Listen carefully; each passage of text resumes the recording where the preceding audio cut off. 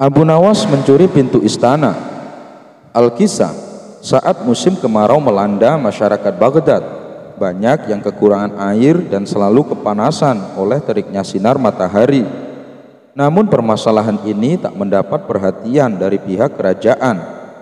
Baginda Raja malah membuat ruangan baru di dalam istana untuk dirinya sendiri agar lebih nyaman dan sejuk. Bahkan pintu untuk ruangan baru tersebut terbuat dari kayu yang mewah dan mahal. Walhasil Baginda Raja pun merasa senang.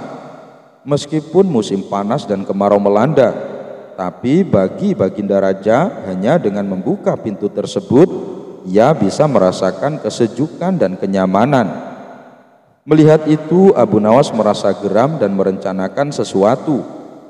Akhirnya terbesitlah ide konyol untuk mengerjai Baginda Raja dan menyadarkannya. Singkat cerita, berkat siasat dan akal cerdiknya, ia berhasil mencuri pintu tersebut, lalu diletakkan di tengah-tengah pemukiman penduduk. Di hadapan orang-orang, Abu Nawas berteriak, "Kalau kalian tidak ingin kepanasan, bukalah pintu ini, niscaya kalian akan merasakan kesejukan." Para warga yang melihat tingkah Abu Nawas ini menganggapnya gila dan sudah tidak waras. Sementara di dalam istana dihebohkan oleh pintu yang hilang. Baginda Raja pun dibuat murka karena kejadian ini, apalagi ketika mengetahui bahwa Abu Nawaslah yang telah mencuri pintu tersebut. Ia pun mendatangi Abu Nawas dengan didampingi beberapa pengawal. "Hai Abu Nawas, dasar pencuri biadab, berani-beraninya kau mencuri pintu istana," bentak Baginda Raja emosi. Abu Nawas hanya terdiam sambil menundukkan kepalanya. "Apa maksudmu melakukan ini? Dan kenapa pintu itu malah kau letakkan di tengah-tengah pemukiman penduduk?" tanya Baginda Raja. "Ampun Paduka yang mulia, para warga mengeluhkan kepanasan dan kekurangan air dikarenakan kemarau melanda negeri kita," jawab Abu Nawas. "Tapi apa hubungannya dengan kau mencuri pintu?" tanya Baginda Raja kembali. "Ampun Paduka yang mulia, saya hanya ingin orang-orang juga merasakan hal yang sama. Dengan membuka pintu tersebut, mereka bisa merasakan sejuk dan nyaman seperti yang Paduka rasakan. Oleh karenanya saya mencuri pintu itu dan diletakkan di tengah-tengah pemukiman warga," jawab Abu Nawas. "Lalu apakah berhasil? Mereka tetap kemanasan bukan?" "Kau jangan konyol Abu Nawas," balas Baginda Raja. "Benar Paduka yang mulia, mereka masih tetap kepanasan. Sekarang tinggal Paduka yang meneruskan bagaimana caranya agar rakyat Paduka bisa merasakan sejuk dan nyaman dan tidak kekurangan air," jelas Abu Nawas. Mendengar penjelasan tersebut, seketika Baginda Raja terdiam. Amarahnya yang tadinya memuncak berubah menjadi tenang. Ia pun mulai menyadari bahwa ia hanya mementingkan dirinya sendiri tanpa memperdulikan nasib rakyatnya yang selalu kepanasan dan kekurangan air. Berkat perjuangan Abu Nawas, akhirnya Baginda Raja membuat sumur-sumur di berbagai tempat pemukiman. Baginda Raja juga mendirikan tenda-tenda di setiap tempat untuk warganya berteduh. Adapun para warga yang tadinya menganggap Abu Nawas gila, kini berbalik memujinya dan meminta maaf kepadanya. Abu Nawas menasihati pemuda kaya yang jatuh miskin. Dikisahkan, Abu Nawas mempunyai tetangga seorang pemuda yang miskin. Ia hidup sebatang kara dan makan seadanya. Bahkan terkadang ia terpaksa berpuasa karena tak punya makanan untuk ia makan. Namun keajaiban terjadi. Tiba-tiba saja ada tamu dari kampung seberang mendatangi rumah si pemuda. Tamu tersebut mengabarkan bahwa orang tua si pemuda menitipkan banyak harta warisan kepadanya, dan tamu itu berniat untuk mengembalikan titipan harta warisan kepada si pemuda miskin. Si pemuda kaget bukan kepalang. Ia tak menyangka akan mendapatkan warisan sebanyak itu, karena yang ia tahu orang tuanya adalah orang yang sangat miskin. Berita tentang kekayaan si pemuda pun tersebar sampai ke pelosok desa. Para penduduk pun kagum dengan rumah barunya si pemuda yang terlihat megah. Bisa dikatakan di lingkungannya hanya si pemuda yang rumahnya paling megah dan mentereng. Kehidupan si pemuda pun langsung berubah drastis. Tentu saja banyak orang-orang yang mendadak ingin berkawan dengannya. Entahlah apa yang ada di hati si pemuda ini. Bukannya memanfaatkan hartanya untuk sedekah dan usaha, ia malah hampir setiap hari mengadakan pesta di rumahnya. Karena tak mampu mengelola hartanya, ia akhirnya menjadi hartawan yang boros, kemudian jatuh miskin. Benar saja, hanya dalam waktu singkat, harta yang dimiliki pemuda tersebut telah habis tak tersisa. Bahkan dirinya tak mampu lagi memberi gaji kepada pembantunya sendiri. Jangankan menyimpan uang, rumah yang ia tempati pun sudah ia jual. Pemuda tersebut benar-benar menjadi miskin dan hidup sebatang kara. Tanpa seorang pun yang mendampinginya, kawan-kawannya dulu yang setia menemani, kini mereka satu persatu meninggalkannya. Si pemuda mendadak stres dengan keadaan ini. Ia merasa tak mampu menghadapi kehidupannya yang seperti dulu saat ia masih miskin. Pemuda tersebut lantas berniat menemui Abu Nawas untuk meminta nasihatnya. Esok paginya ia pun pergi ke rumah Abu Nawas.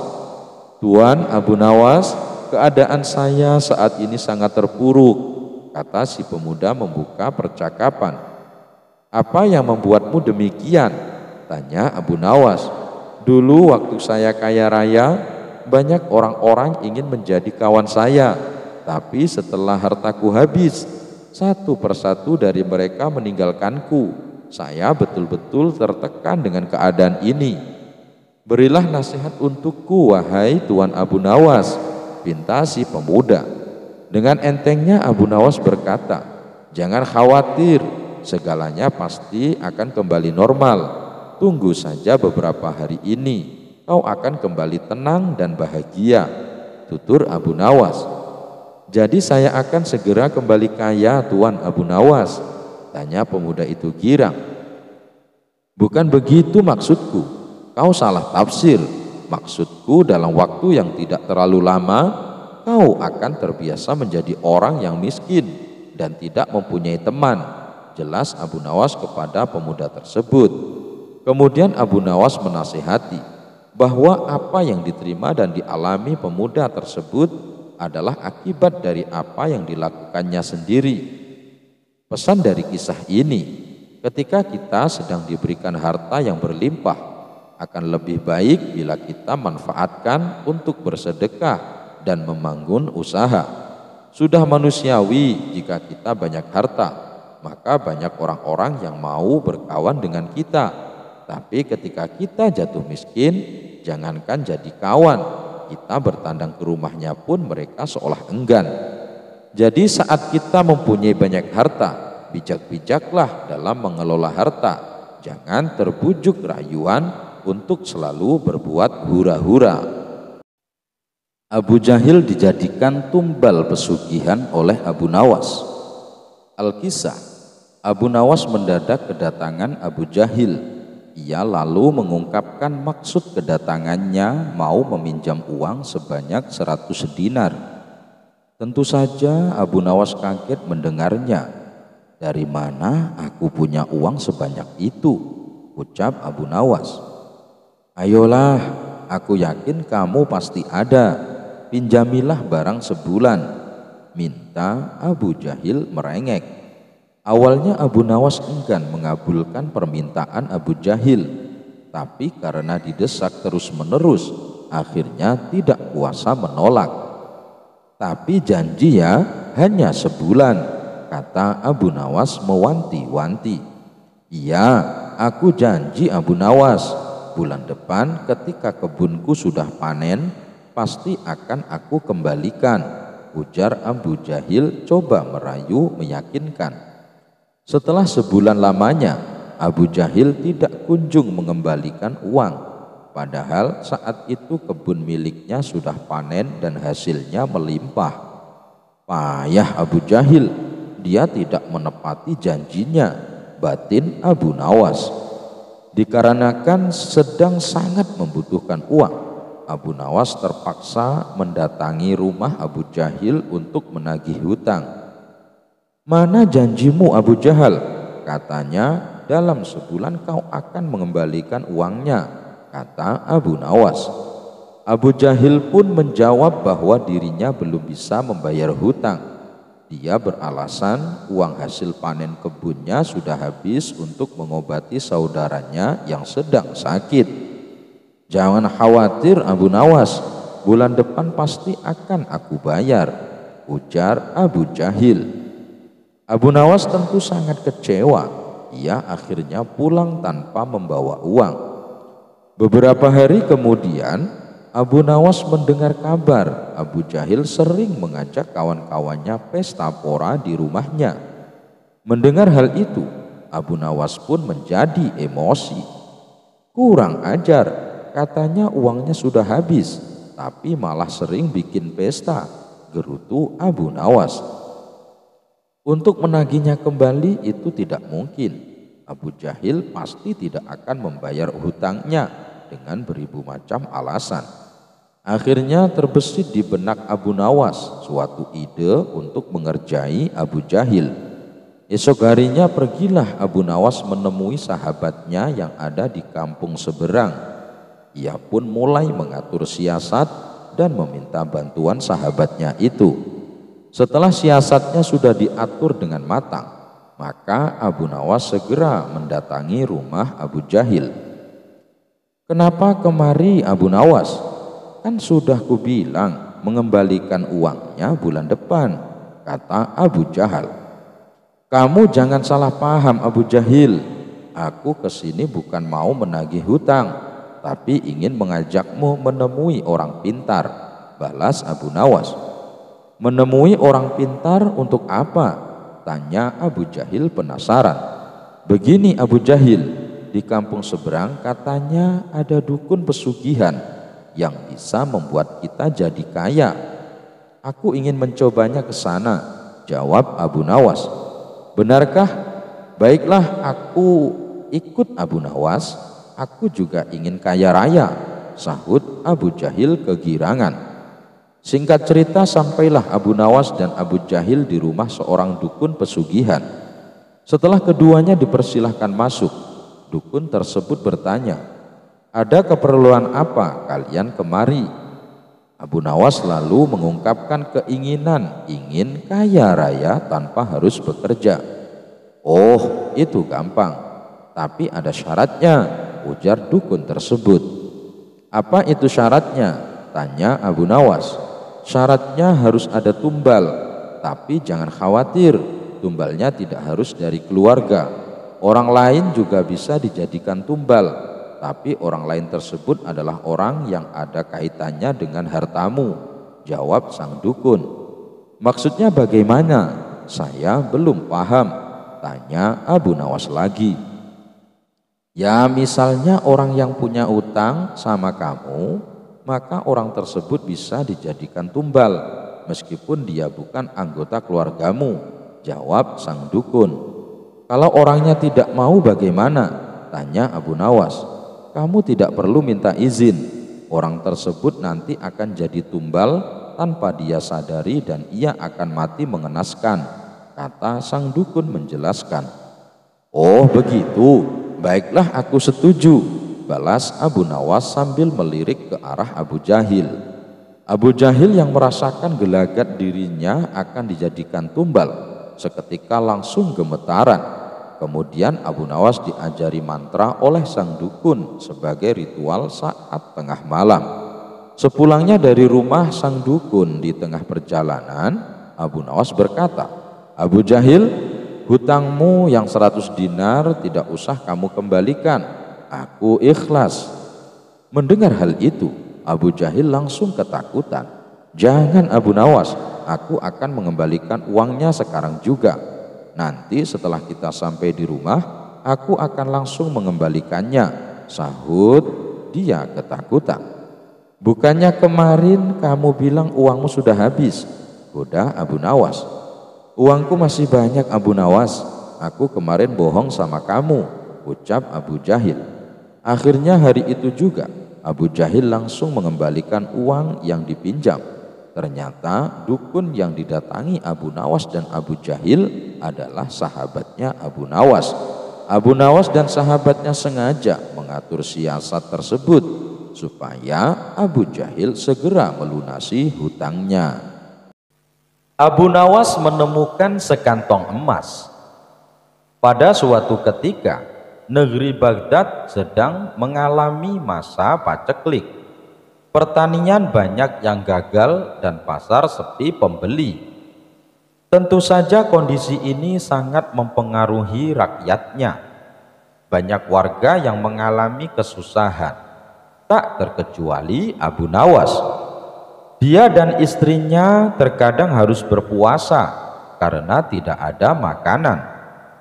Suatu ketika, Abu Nawas berjalan-jalan di pasar untuk menghilangkan rasa jenuhnya. Dan tiba-tiba Abu Nawas menemukan kantong hitam berisi uang. Maka dibawanya kantong hitam tersebut dan langsung ditanam di dalam tanah. Abu Nawas merenung sepanjang malam. Pikirannya bertanya-tanya, apakah uang di dalamnya akan diambil atau tidak. Hatinya berpikir untuk mengambilnya karena keluarganya sedang mengalami kelaparan. Namun Abu Nawas teringat terus bahwa memakan harta haram bisa mendapatkan siksa kubur di dunia dan akhirat.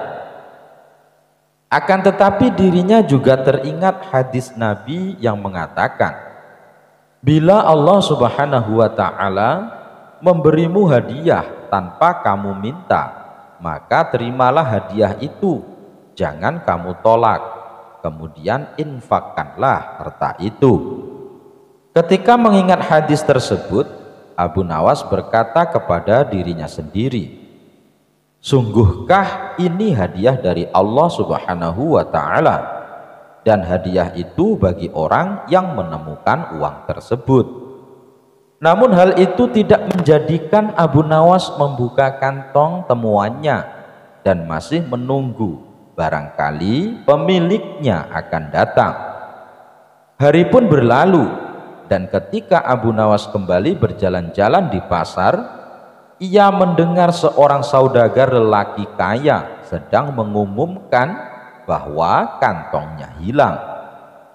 Wahai para penduduk Baghdad, barang siapa yang menemukan kantong hitam berisi uang 1000 dinar, maka kembalikanlah dengan jaminan dari Allah Subhanahu wa ta'ala.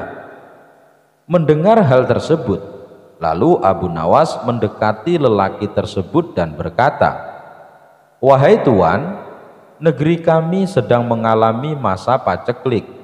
Banyak di antara kami yang hidup miskin. Seumpama uang Anda ditemukan oleh orang yang mengalami kesusahan, maukah tuan memberikan sedikit uang secara halal? Ucap Abu Nawas. Berapa yang diinginkannya? Tanya lelaki saudagar kaya. 1/10-nya tuan, jawab Abu Nawas. Saudagar itu dengan tegasnya berkata, aku tidak akan memberikannya sedikit pun. Jika ia tidak mengembalikannya kepadaku, maka di akhirat nanti akan kutuntut di hadapan Allah Subhanahu wa ta'ala. Mendengar perkataan tersebut, Abu Nawas segera kembali ke rumahnya dan menceritakan kepada istrinya bahwa ia telah menemukan pemilik kantong uang tersebut. Apa yang harus aku lakukan? Apa aku harus mengembalikan uang itu? Tanya Abu Nawas. Mendengar hal itu, istrinya agak marah. Aku dan anak-anakmu telah menderita kemiskinan bersamamu selama 50 tahun.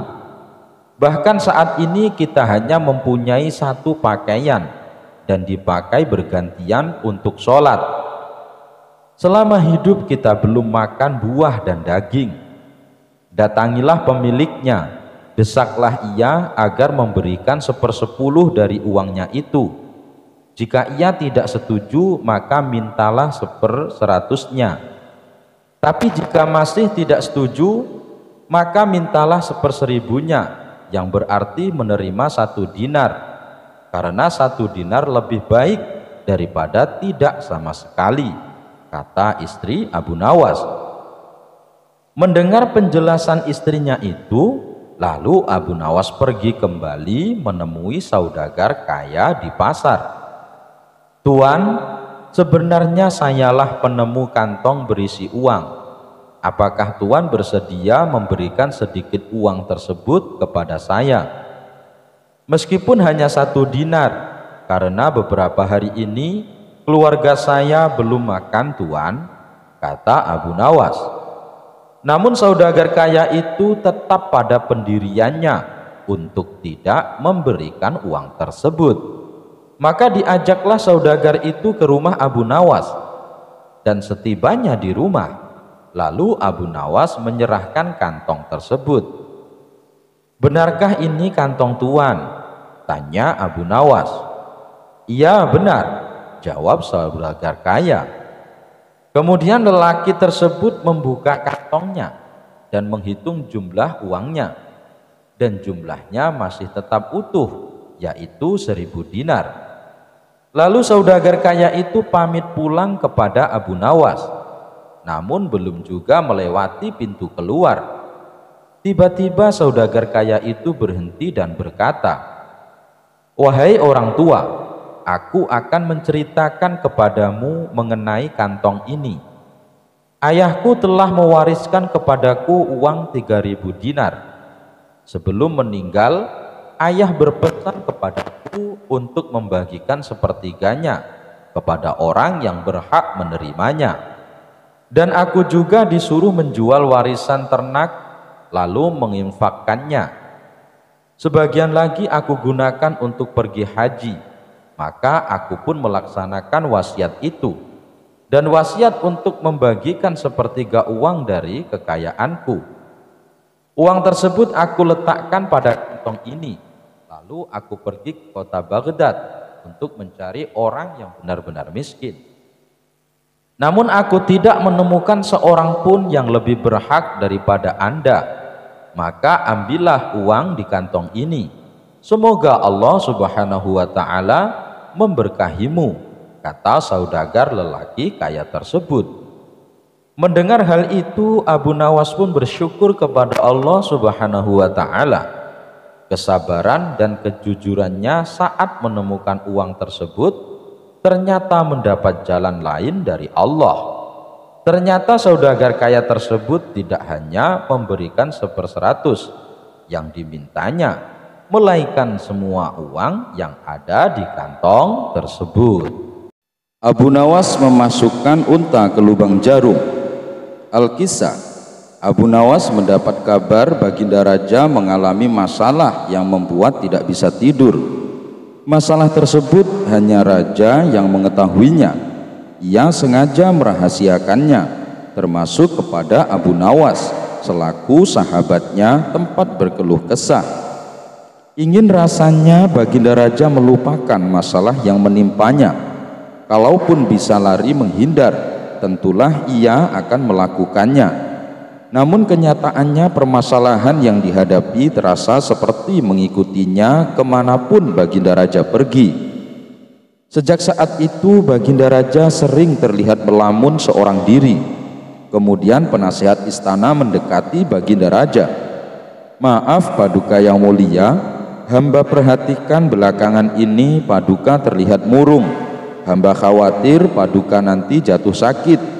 Apakah ada sesuatu yang Paduka pikirkan?" tanya penasehat istana. "Tidak ada apa-apa, aku baik-baik saja. Kau urusi saja pekerjaanmu," jawab Baginda Raja dengan memalingkan wajahnya. Penasehat istana pun hanya terdiam. Ia merasakan gelagat bahwa Baginda Raja sedang dilanda masalah besar. Dikarenakan Baginda Raja tidak mau berterus terang, penasehat istana tidak berani membujuknya. untuk menceritakan masalah yang dihadapi. Makin hari sikap Baginda Raja makin tertutup, bahkan kini enggan menerima tamu. Hal ini membuat para pejabat istana menjadi sangat khawatir. Apa yang harus kita lakukan? Makin hari Baginda Raja terlihat mengkhawatirkan. Ini sangat buruk untuk kondisinya. Jangan sampai Baginda Raja jatuh sakit, kata salah seorang menteri. Aku juga cemas melihat sikap Baginda Raja belakangan ini. Aku sudah coba membujuknya supaya mau menceritakan masalah yang dialami, tapi ia malah memalingkan wajah. Baginda Raja memilih menutup diri, beber penasehat istana. Saya ada saran, bagaimana kalau masalah ini kita sampaikan kepada Abu Nawas? Biasanya dia tahu solusinya, ujar salah satu dari menteri. Ya, saya setuju dengan saran tersebut, balas lainnya. Maka beberapa menteri istana segera mendatangi rumah Abu Nawas. Melihat yang datang adalah para menteri, Abu Nawas sempat terkejut. Biasanya yang diutus Baginda Raja adalah prajurit istana. Kenapa kalian yang datang? Tanya Abu Nawas. Kami kesini bukan diutus Baginda Raja, tapi atas kemauan sendiri, jawab para menteri. Kemudian para menteri ini memberitahu Abu Nawas tentang keadaan yang menimpa Baginda Raja. Kami semua sudah berusaha memberi perhatian, tapi Baginda Raja selalu menutup diri, kata salah satu menteri.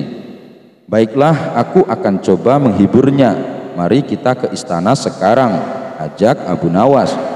Singkat cerita, Abu Nawas menghadap Baginda Raja. Ia lalu bercerita kisah-kisah jenaka di hadapan Baginda Raja. Berharap bisa terhibur dan tertawa, tapi ternyata tidak ada reaksi apapun. Baginda Raja hanya terdiam, malah meninggalkan Abu Nawas lalu masuk ke kamarnya. Selepas Baginda Raja pergi, para menteri segera menghampiri Abu Nawas. Bagaimana ini Abu Nawas? Kamu lihat sendiri kan? Ucap mereka. Sepertinya Baginda Raja sedang mengalami masalah berat. Biarkan aku pulang dulu. Aku akan memikirkan cara untuk mengatasi masalah ini, ucap Abu Nawas. Setibanya di rumah, Abu Nawas terus memikirkan cara terbaik memecahkan masalah ini. Setelah berpikir cukup lama, akhirnya Abu Nawas menemukan ide cemerlang. Esok harinya Abu Nawas pergi ke pasar. Di hadapan orang-orang, Abu Nawas berteriak, apakah di antara kalian ada yang bisa memasukkan unta ke lubang jarum? Mendengar pertanyaan Abu Nawas, semua orang yang ada di sana heran. Salah satu dari mereka lalu menjawab, mana mungkin bisa, itu perkara yang mustahil. Dengan lantang Abu Nawas membalas, tidak ada perkara yang mustahil, jangankan aku, anak kecil pun bisa. Kalau kau memang bisa, coba tunjukkan kepada kami, pinta mereka. Maaf kawan-kawan, sayangnya aku hanya bisa membuktikannya bila di hadapan Baginda Raja, jawab Abu Nawas. Begitulah seterusnya setiap ada keramaian, orang ataupun perkumpulan, Abu Nawas selalu mengatakan hal yang sama. Akhirnya kabar tentang Abu Nawas bisa memasukkan unta ke lubang jarum sampai juga hingga telinga Baginda Raja. Awalnya Baginda Raja tidak terlalu memedulikannya, tapi lama-kelamaan timbul juga rasa penasaran pada dirinya. Maka diperintahkanlah beberapa pengawal istana memanggil Abu Nawas. Tuan Abu Nawas, Anda diperintah Paduka untuk datang ke istana, ucap seorang prajurit. Benarkah? Tanya Abu Nawas memastikan. Benar Tuan Abu Nawas, jawab dia. Rencanaku akhirnya berhasil, pikir Abu Nawas. Oh iya, bagaimana kondisi Baginda Raja sekarang? Tanya Abu Nawas lagi. Baginda masih sering mengurung diri dan sering tampak termenung, jawab salah satu prajurit. Baiklah, aku akan ke sana sekarang, balas Abu Nawas. Tidak lama kemudian Abu Nawas sampai di istana menghadap Baginda Raja. Wahai Abu Nawas, aku dengar kau bisa memasukkan seekor unta ke lubang jarum. Kau bersedia membuktikannya bila di hadapanku. Benarkah itu? Tanya Baginda Raja. Benar Paduka yang mulia, jawab Abu Nawas. Bagaimana mungkin? Aku rasa itu perkara yang mustahil, balas Baginda Raja. Di dunia ini tidak ada yang mustahil Paduka, ujar Abu Nawas. Baiklah, sekarang coba kau buktikan, perintah Baginda Raja. Caranya mudah Paduka, kita tinggal membuat jarum yang lubangnya lebih besar daripada seekor unta. Dengan begitu kita bisa memasukkannya dengan mudah, bahkan anak kecil pun bisa, jawab Abu Nawas menjelaskan. Kalau caranya seperti itu, semua orang pun bisa melakukannya, berarti kau telah menipu semua orang, termasuk aku, ucap Baginda Raja. Hamba tidak pernah menipu siapapun, dan hamba juga tidak pernah menipu Paduka. Hamba tidak pernah mengatakan bahwa jarum yang hamba maksud adalah jarum kecil, balas Abu Nawas. Iya, itu benar, tapi apa maksud dari pernyataanmu ini? Tanya Baginda Raja. Hamba hanya ingin mengatakan ada hikmah dari pernyataan ini, jawab Abu Nawas. Hikmah? Hikmah dari mana? Tanya Baginda Raja heran. Bukankah tadinya Baginda Raja tidak percaya kalau hamba bisa memasukkan unta ke lubang jarum? Tapi setelah hamba jelaskan, Baginda Raja baru mempercayainya. Begitu juga dengan permasalahan yang sedang kita hadapi. Sebesar apapun masalah, sebesar apapun bebannya, tapi kalau hati kita lebih besar, hati kita lebih luas saat menghadapinya, maka semua masalah akan terasa lebih ringan. Itulah gambaran seekor unta bila dimasukkan ke lubang jarum. Sepintas saat kita menghadapinya, pasti itu mustahil dilakukan. Tapi bila kita luas dan besar, maka pikiran kita juga akan mengikuti, dan pada akhirnya masalah yang kita anggap mustahil diatasi menjadi mudah dan ringan untuk dijalani. Bagaimana kita akan bisa tenang bila kita menghadapi masalah dengan hati yang sempit? Tutur Abu Nawas. Seketika Baginda Raja terdiam. Ia terus merenungi ucapan Abu Nawas. Suasana pun mendadak menjadi hening. Tidak berapa lama Baginda Raja pun berkata, terima kasih Abu Nawas, kau telah menyadarkanku.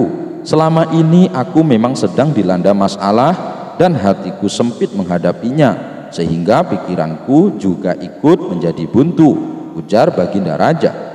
Sejenak kejadian itu, kini Baginda Raja mulai terlihat ceria. Ia tidak lagi terlihat murung seperti hari-hari sebelumnya. Permasalahan bukanlah hal untuk dilamunkan, melainkan dihadapi dengan hati yang besar, maka akan tercipta solusi dari sebuah pemikiran yang jernih. Abu Nawas dan hukuman anak ayam. Suatu pagi, Abu Nawas dipanggil ke istana untuk menghadap raja. Ia dituduh telah menipu salah satu prajurit istana. Abu Nawas dituduh telah meletakkan sebilah pisau di dalam belanjaan prajurit. Atas peristiwa itu, Abu Nawas akan dijatuhi hukuman dari sang raja karena dianggap membahayakan keselamatan sang raja. Setibanya di istana, Abu Nawas terkejut. Raja telah menyiapkan semuanya, termasuk mengumpulkan seluruh penduduk negeri itu untuk menyaksikan prosesi hukuman kepada Abu Nawas.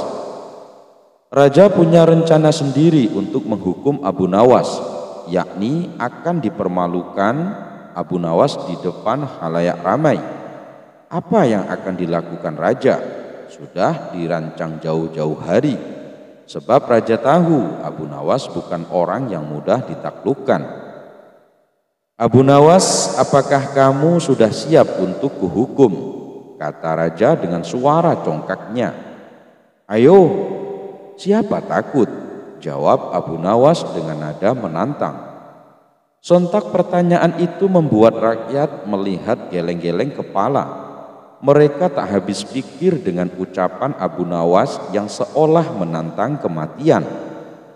Lalu raja menyuruh prajurit mengambil barang yang sudah dipersiapkan untuk menghabisi nyawa Abu Nawas.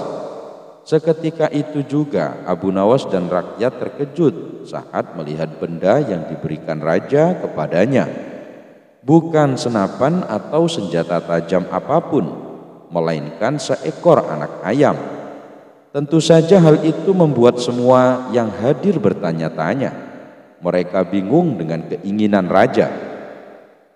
Abu Nawas, sekarang kau bunuh ayam itu, tugas raja. Kenapa anak ayam yang tidak berdosa ini yang harus saya bunuh? Ia tak berdosa, tanya Abu Nawas. Jangankan anak ayam itu, kau pun hari ini akan kubunuh. Aku akan membunuhmu sendiri dengan cara yang sama dengan caramu membunuh anak ayam itu, kata raja. Mendengar itu, Abu Nawas terkejut akan rencana raja. Sejenak Abu Nawas berpikir, seandainya ia mencekik anak ayam itu hingga mati, maka ia pun akan dicekik pula hingga mati. Begitu pula jika ia tebas leher anak ayam itu dengan pedang, maka ia terancam mati dengan cara dipedang pula. Lantas bagaimana caraku membunuh anak ayam ini dengan cara yang mustahil tidak bisa ditiru sang raja, katanya dalam hati. Setelah beberapa saat berpikir, Abu Nawas mengambil anak ayam itu. Tanpa diduga-duga, Abu Nawas meniup bagian pantat anak ayam itu hingga kembung dan akhirnya mati. Melihat kekonyolan itu, tiba-tiba terdengar suara penonton yang tertawa terbahak-bahak. Tak ketinggalan para prajurit kerajaan pun tertawa terpingkal-pingkal dengan tingkah kocak Abu Nawas. Suasana tegang bisa mencair. Mereka tak sanggup membayangkan raja akan membunuh Abu Nawas dengan cara yang sama dengan cara Abu Nawas membunuh anak ayam itu. Raja sendiri yang melihat tingkah Abu Nawas hanya terdiam malu. Lagi-lagi rakyatnya sendiri telah mengetahui tingkat kecerdasannya yang kalah dibanding Abu Nawas. Akhirnya raja mengurungkan hukuman untuk Abu Nawas. Bahkan raja menyebut Abu Nawas tidak bersalah. Untuk kesekian kalinya raja gagal menghukum Abu Nawas yang dikenal memiliki akal cerdik itu. Abu Nawas kalahkan perampok dengan kurma busuk. Al-Kisah, beredar kabar ada sebuah desa yang menyimpan harta karun.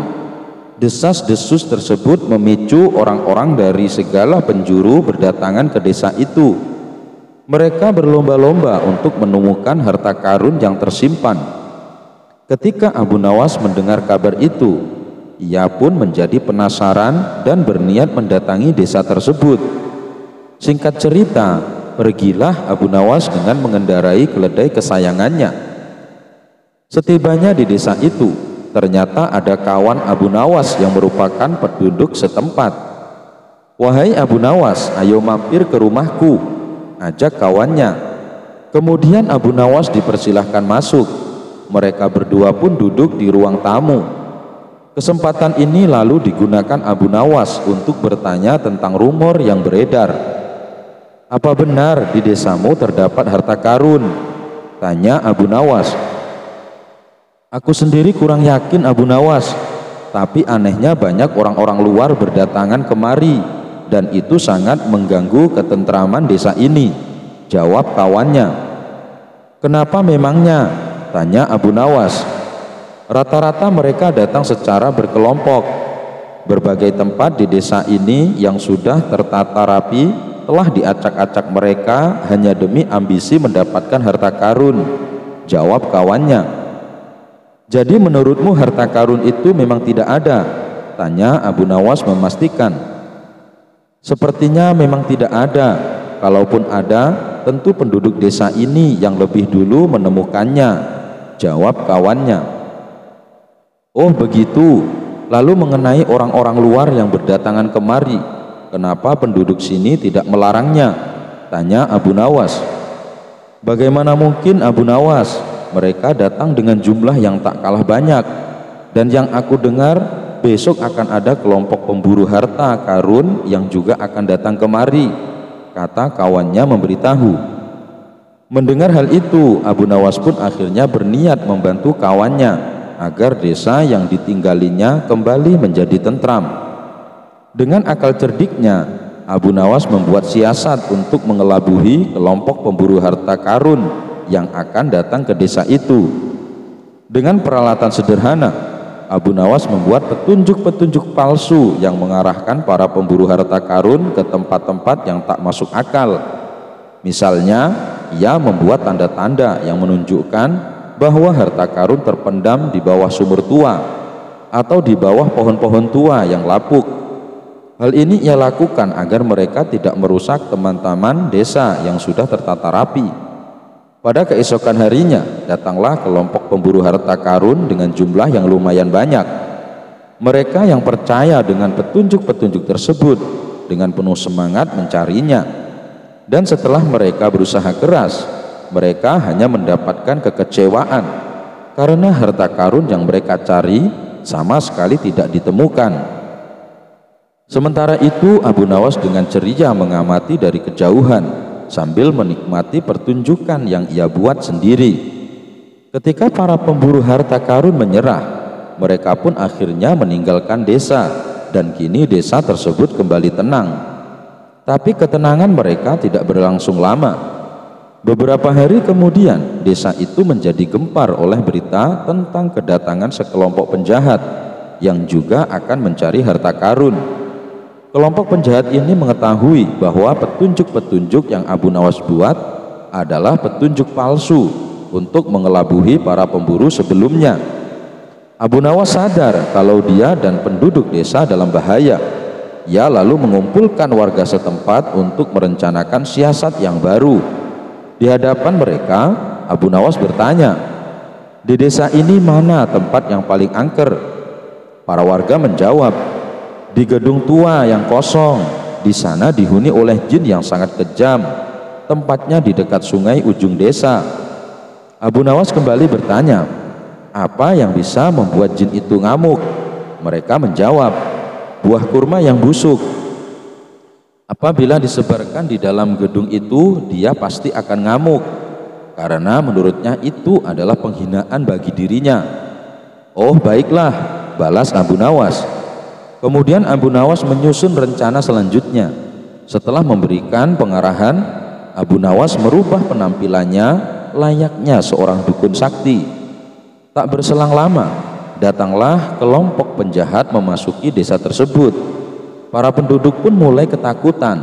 Lalu salah satu penjahat berteriak, "Wahai penduduk desa, kalau kalian tidak ada yang mengaku di mana harta karun itu berada, maka akan kami hancurkan desa kalian," ancam si penjahat. Dan sesuai arahan Abu Nawas, salah satu warga yang merupakan kawan Abu Nawas segera menghampiri kawanan penjahat itu. "Maafkan kami Tuan, kami sungguh sangat tidak tahu. Hanya satu orang yang tahu di mana keberadaan harta karun tersebut," kata kawan Abu Nawas. "Oh ya, siapa dia? Di mana orangnya?" tanya si penjahat. "Dia dukun sakti Tuan, selama ini tidak ada orang luar yang berani menghadapinya," ujar kawan Abu Nawas. Maka diantarlah kawanan penjahat itu menuju rumah yang didiami Abu Nawas. Setibanya di sana, mereka langsung mendobrak pintu dan mendapati Abu Nawas yang terlihat seolah-olah sedang bersemedi. Sambil mengacungkan pedangnya, ketua penjahat itu berkata, "Hei orang tua bodoh, aku sama sekali tidak takut padamu. Beritahu aku di mana harta karun itu berada, atau aku tebas kepalamu dengan pedang ini," ancam ketua penjahat. Dengan penuh ketakutan dan tubuh gemetaran, Abu Nawas menjawab, "Letaknya di sebuah gedung tua di dekat sungai ujung desa. Tapi ada syaratnya, kalian harus menebarkan kurma busuk ini. Tanpa melakukan itu, mustahil harta karun bisa muncul." Ketua penjahat kembali berkata, "Bagus, kau telah memberitahu kami. Tapi kalau kau sampai berbohong, aku akan kembali ke sini untuk menebas batang lehermu," ancamnya. Kemudian mereka pun pergi menuju gedung tua dengan membawa kurma busuk yang telah Abu Nawas berikan. Ketika mereka memasuki gedung itu, kurma busuk yang dibawanya segera disebarkan ke seluruh ruangan. Tiba-tiba pintu gedung tertutup rapat yang membuat para penjahat terkurung di dalamnya.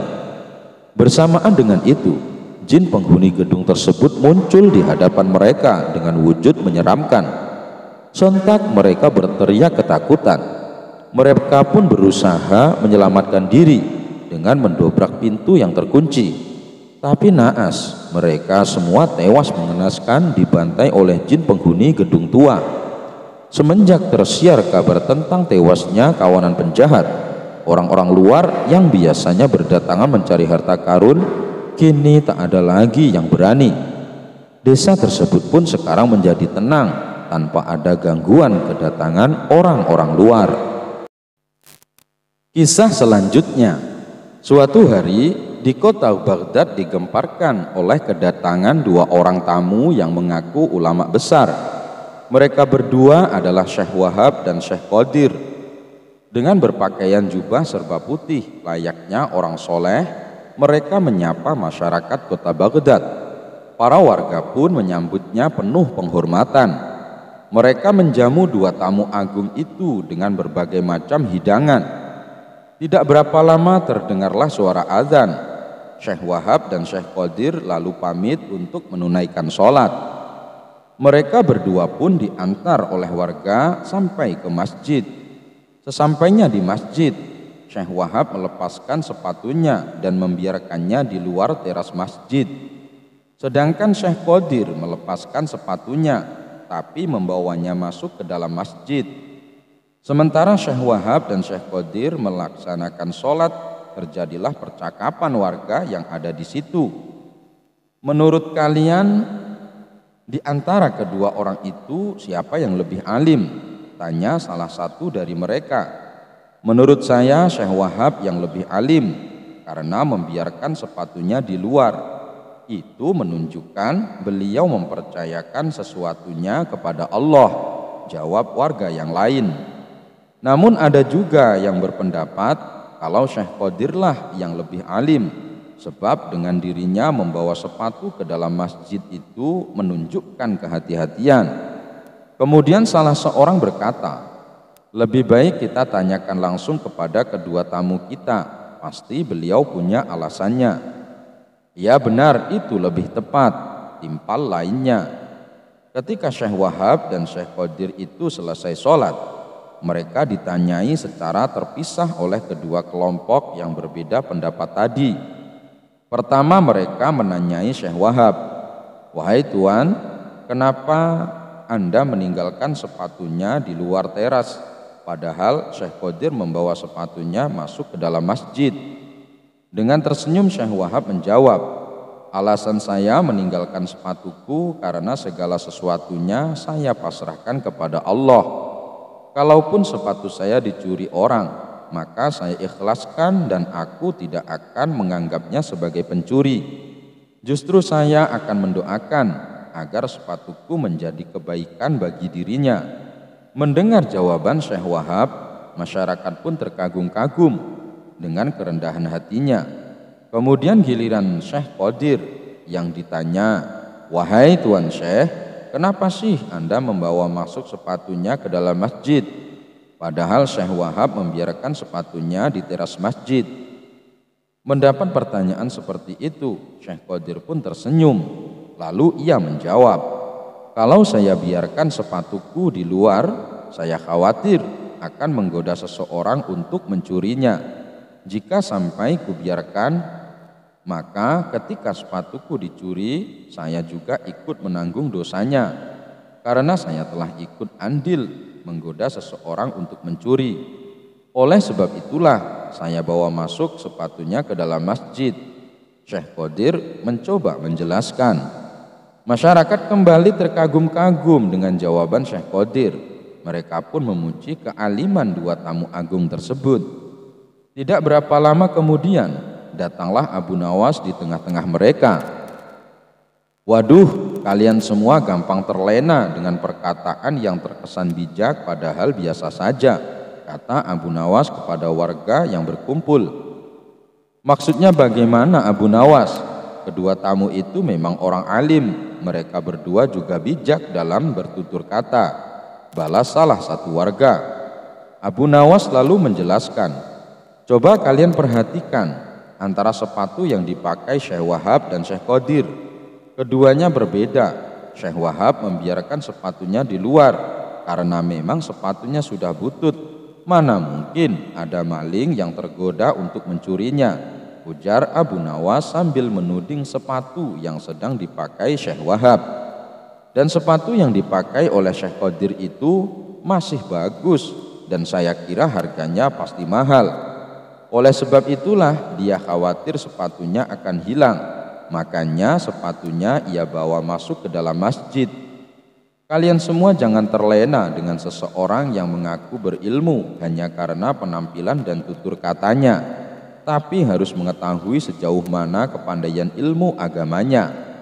Mendengar perkataan Abu Nawas itu, Syekh Wahab dan Syekh Qadir pun dibuatnya keki. Mereka berdua tahu betul siapa Abu Nawas. Akhirnya mereka memutuskan untuk pergi meninggalkan kota Baghdad. Suatu hari, Abu Nawas ketahuan prajurit istana tengah menenggak minuman keras. Dengan cepat para prajurit ini segera menangkap dan membawanya ke hadapan Baginda Raja. Abu Nawas, kelakuanmu masih saja tidak berubah. Selama ini aku sudah berbaik hati sama kamu. Aku sengaja meloloskanmu dari hukuman karena kamu selalu berjanji tidak akan mengulangi. Tapi kali ini sudah tidak bisa ditolerir. Apapun alasanmu, kamu tetap akan saya hukum, ucap Baginda Raja. Sementara Abu Nawas hanya terdiam. Kepalanya tertunduk tak berani menatap. Kira-kira hukuman apa yang pantas diberikan supaya Abu Nawas kapok dengan perbuatannya? Tanya Raja kepada penasehat istana. Kemudian penasehat istana mengusulkan, bagaimana kalau Abu Nawas dihukum dengan cara minum air yang mendidih? Ternyata usulan tersebut langsung diterima Baginda Raja. Usulanmu bagus sekali, saya setuju denganmu, kata Baginda Raja. Seketika Abu Nawas langsung pucat, tubuhnya menjadi gemetaran karena sama saja ia akan dihukum mati. Ampun Paduka yang mulia, hamba mohon keringanan hukuman, pinta Abu Nawas. Keputusanku sudah bulat Abu Nawas dan tidak bisa ditawar-tawar, balas Baginda Raja. Baiklah Paduka, kalau itu memang sudah keputusan Paduka, saya terima dengan berat hati. Tapi sebelum saya menjalani hukuman, izinkan saya menemui istri dan anak-anak saya untuk berpamitan, ujar Abu Nawas. Sejenak Baginda Raja terdiam.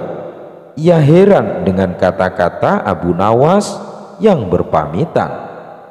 Maksudnya bagaimana Abu Nawas? Tanya Raja dengan heran. Begini Paduka, apabila air mendidih masuk ke dalam perut, bukan hanya lidah dan bibir saja yang akan melepuh, tapi semua organ tubuh di dalamnya juga ikut melepuh.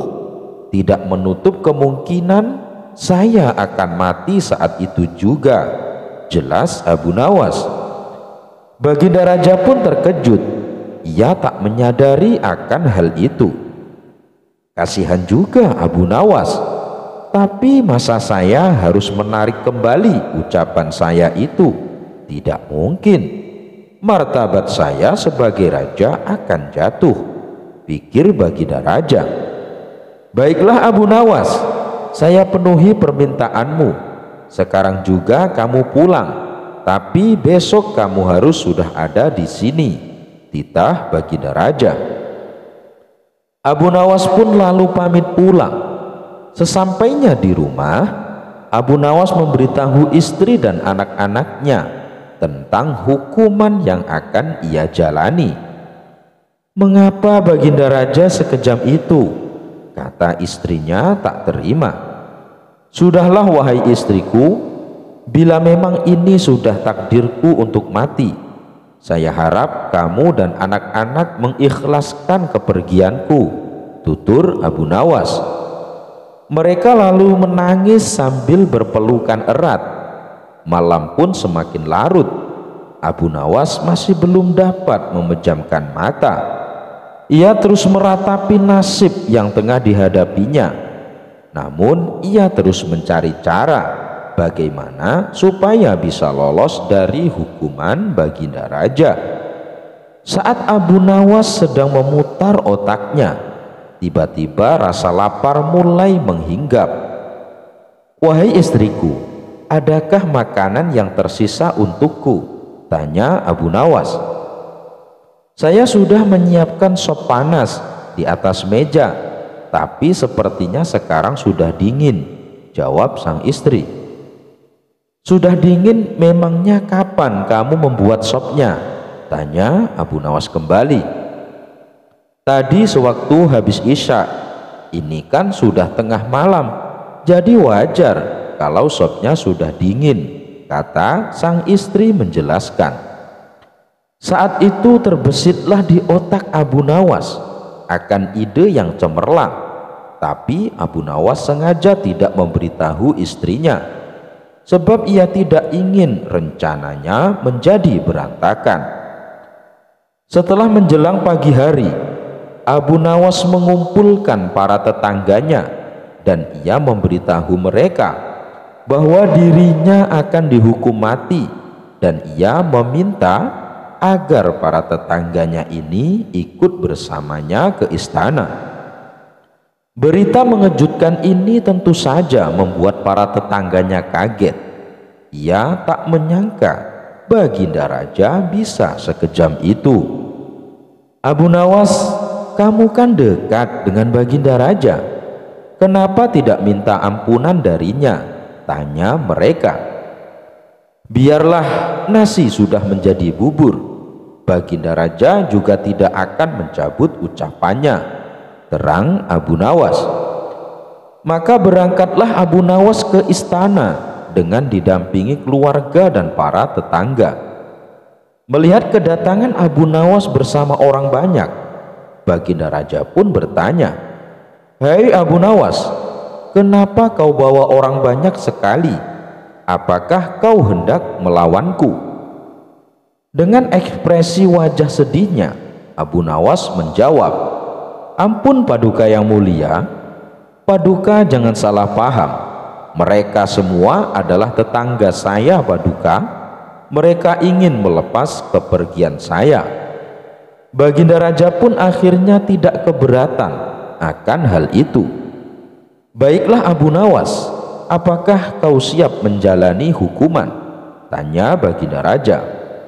"Saya siap Paduka. Silahkan bawa kemari air mendidihnya," balas Abu Nawas. Lalu beberapa prajurit istana membawakan bejana yang berisi air mendidih ke hadapan Abu Nawas. "Sekarang kamu minum air mendidih itu Abu Nawas," kata Baginda Raja. "Siap Paduka yang mulia, tapi sebelumnya izinkan saya meminta maaf dan berpamitan kepada keluarga saya dan para tetangga," minta Abu Nawas. "Oh silahkan," ucap Baginda Raja. Abu Nawas pun menghampiri istri dan anak-anaknya. Suara tangis istri dan anak-anak Abu Nawas pun pecah. Orang-orang yang hadir pun ikut bersedih. Tak terasa air mata Baginda Raja juga ikut menetes. Sebenarnya Baginda Raja tidak tega, tapi ia tidak mungkin membatalkan hukuman karena banyaknya tetangga yang ikut hadir. Tentu saja memakan waktu lama hingga tak terasa air mendidih yang ada di dalam bejana menjadi dingin. Setelah Abu Nawas selesai berpamitan, ia segera mengambil air bejana dan meminumnya sampai habis. Tentu saja Abu Nawas tidak mengalami suatu apapun, sebab air yang ada di dalam bejana sudah menjadi dingin. "Paduka yang mulia, saya sudah menjalani hukuman. Izinkan saya pulang," minta Abu Nawas. Melihat hal itu, Baginda Raja menjadi bengong. "Hei Abu Nawas, bukankah saya menyuruhmu minum air mendidih?" tanya Baginda Raja. "Benar Paduka, tapi air di bejana itu kan tadinya mendidih. Jangan salahkan saya kalau air itu menjadi dingin. Saya hanya melakukan apa yang seharusnya saya lakukan," jawab Abu Nawas. Dengan kecerdikannya inilah Abu Nawas kembali lolos dari hukuman maut. Ia pun dibolehkan pulang oleh Baginda Raja bersama anak istri dan para tetangga. Awal mula pertemuan Raja Harun ar-Rasyid dengan Abu Nawas. Kabar tentang kecerdikan Abu Nawas dalam menyelesaikan masalah kian tersebar. Nama Abu Nawas pun mulai dikenal hampir seluruh penduduk Baghdad. Meskipun cara menyelesaikannya sangat unik dan tak lazim, tapi selalu memberikan keputusan yang adil, tidak ada pihak yang dirugikan. Dan cara inilah yang membuatnya semakin dikenal dan dicintai oleh banyak orang. Dimanapun tempat, Abu Nawas selalu jadi perbincangan, termasuk para menteri istana yang tak henti-hentinya saling memuji kecerdasan Abu Nawas. Kala itu sang raja belum mengenal Abu Nawas, namun nama Abu Nawas selalu saja ia dengar dari para menterinya ketika mereka sedang duduk berbincang-bincang. Rasa penasaran pun hinggap di benak Baginda. Memangnya siapakah sih Abu Nawas? Batin Baginda dalam hati. Ia pun kemudian bertanya kepada para menterinya, "Adakah di antara kalian yang paham dengan Abu Nawas?" Mendengar pertanyaan Baginda Raja, hampir seluruh menterinya berdiri, menunjukkan bahwa mereka paham dengan Abu Nawas. "Saya penasaran dengan Abu Nawas. Adakah yang tahu di mana rumahnya?" tanya Baginda Raja. "Saya tahu Baginda," kata salah satu menterinya. "Baiklah, sekarang juga antarkan aku ke sana.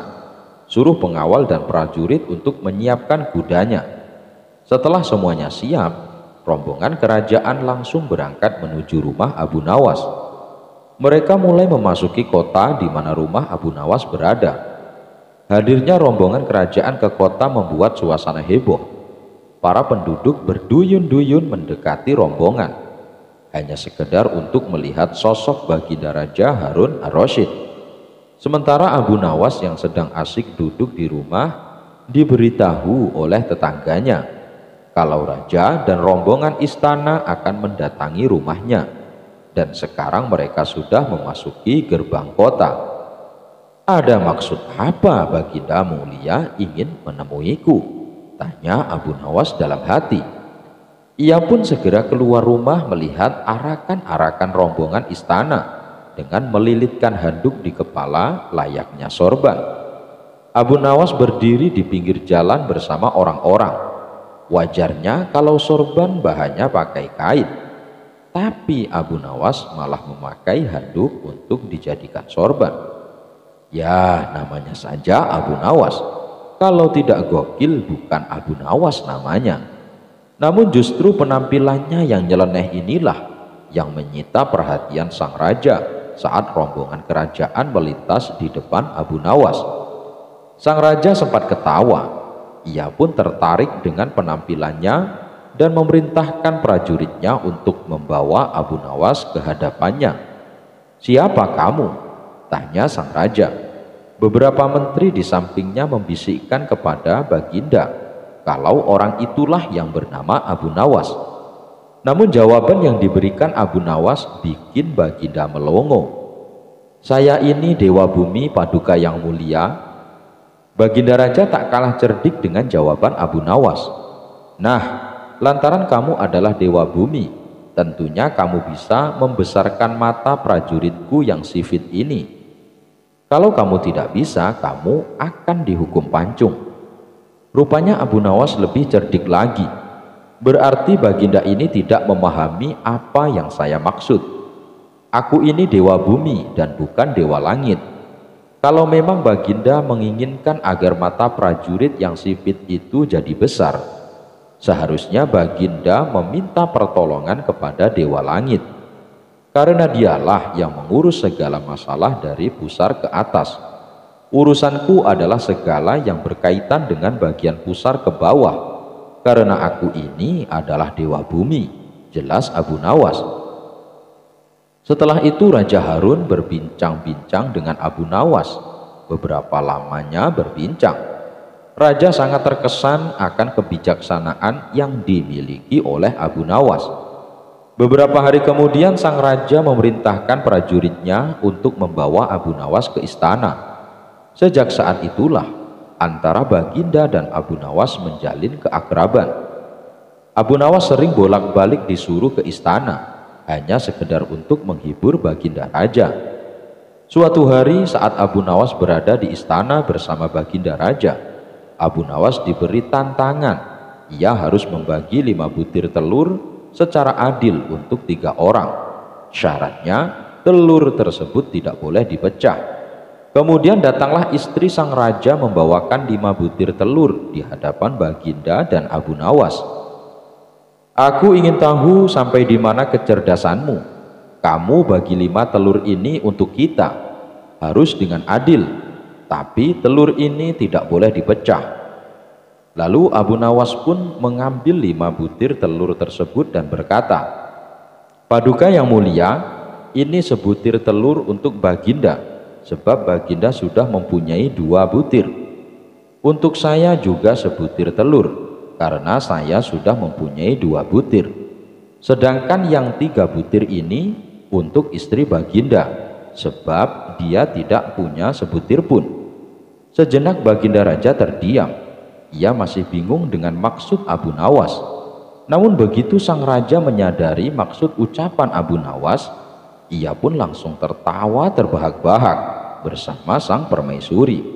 Kamu memang cerdas, Abu Nawas. Ini ada hadiah untukmu karena telah berhasil membuat kami terhibur. Abu Nawas mendadak jadi hakim, bikin pedagang curang ketakutan. Al-Kisah, Abu Nawas mendengar ada seorang pedagang di kota Baghdad yang terkenal jujur dan baik hati. Semua pembeli yang datang ia layani dengan sangat ramah. Barang-barang dagangan yang dijual pedagang tersebut dibanderol dengan harga yang terjangkau, karena ia hanya mengambil sedikit untung. Hal inilah yang membuat dia makin disukai dan dicintai oleh banyak orang. Di depan toko milik dia berjualan, ada toko seseorang yang memiliki barang jualan sama persis seperti dirinya. Di samping berjualan, pedagang itu berprofesi pula sebagai rentenir. Dikenal juga sebagai orang yang kejam dan tidak kenal ampun, sehingga banyak orang yang membencinya. Selain itu, pedagang tersebut mematok harga yang sangat tinggi untuk barang jualannya dan seringkali terlihat memaksa para pembeli. Wajar jika tokonya sepi dan tidak laku. Tetapi karena dia juga menjadi rentenir, tokonya sering didatangi orang-orang untuk berutang. Dia berani memberi pinjaman berapapun, tapi dengan syarat bunga yang sangat tinggi. Bila telat membayar, rumah si peminjam akan diambil. Sifat kejam itu menjadikan dirinya kaya raya. Hal ini tentu membuat orang-orang makin benci kepadanya karena sifat-sifatnya tersebut. Suatu hari, pedagang sebelumnya yang baik hati membutuhkan modal untuk memperbesar usahanya. Ia pun mendatangi si pedagang kejam untuk meminjam uang. Si pedagang kejam yang sudah lama memendam rasa benci menggunakan kesempatan ini untuk berbuat jahat. Dia tidak meminta rumah sebagai jaminan, tetapi meminta yang di luar nalar. Aku bersedia meminjamkan uang kepadamu, tapi kau harus mengembalikannya 2 kali lipat. Apabila kau tidak mengembalikan tepat waktu, aku berhak memotong daging bagian mana saja di tubuhmu seberat 1 kilogram, kata si pedagang kejam. Mendengar syarat yang diminta si pedagang kejam, pedagang baik hati pun merasa terkejut dan heran. Kenapa harus daging tubuhku? Bukankah kau biasanya meminta rumah untuk dijadikan jaminannya? Tanya si pedagang baik hati. Kalau kau tidak mau, ya sudah, tidak usah. Aku juga tidak memaksamu, balas si pedagang kejam dengan ketus. Dikarenakan sedang membutuhkan uang, si pedagang baik hati itu akhirnya menerima syarat berat tersebut. Adapun surat perjanjian dipegang oleh si pedagang kejam. Beberapa bulan kemudian, nasib nahas menghampiri si pedagang baik hati. Ia mengalami kebangkrutan, barang dagangannya banyak yang tidak laku. Lalu hari yang ditentukan untuk mengembalikan uang kepada si pedagang kejam pun tiba. Si pedagang baik hati pun tidak mampu membayarnya. Sesuai perjanjian, kau harus memberiku 1 kilogram daging, bagian mana saja dari tubuhmu yang aku inginkan, ujar si pedagang jahat. Bagaimana kalau masalah ini kita selesaikan di pengadilan? Karena permintaanmu tidak wajar, usul si pedagang baik hati. Si pedagang kejam pun menyetujui. Berangkatlah mereka berdua ke Tuan Hakim. Di depan Tuan Hakim, si pedagang jahat menyerahkan surat perjanjian yang telah disepakati mereka berdua. Tuan Hakim, hamba meminta hak hamba sesuai perjanjian, tetapi dia enggan mematuhinya, kata si pedagang kejam mengadu. Lalu daging bagaimana yang kau inginkan? Tanya Tuan Hakim. Saya menginginkan daging bagian lehernya, jawab si pedagang jahat. Tentu saja keinginan si pedagang bengis itu membuat terkejut, sebab dalam pemikiran Tuan Hakim, si pedagang kejam sama saja ingin membunuh pedagang baik tersebut. Tetapi kalau Tuan Hakim menolak, maka dirinya akan dianggap tidak adil karena ada bukti surat perjanjian di antara keduanya. Lantaran bingung, Tuan Hakim sengaja menunda-nunda perkara ini sampai berhari-hari. Hingga setiap hari si pedagang jahat mendatangi Tuan Hakim untuk menuntaskan perkara ini. Kasus pun sampai telinga masyarakat dan menjadi bahan pembicaraan mereka. Kasus ini juga terdengar oleh Abu Nawas. Sosok cerdas dan humoris itu pun segera mendatangi Tuan Hakim.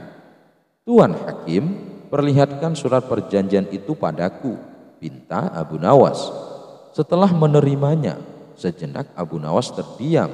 Tidak beberapa lama, ia pun mendapat jalan keluarnya.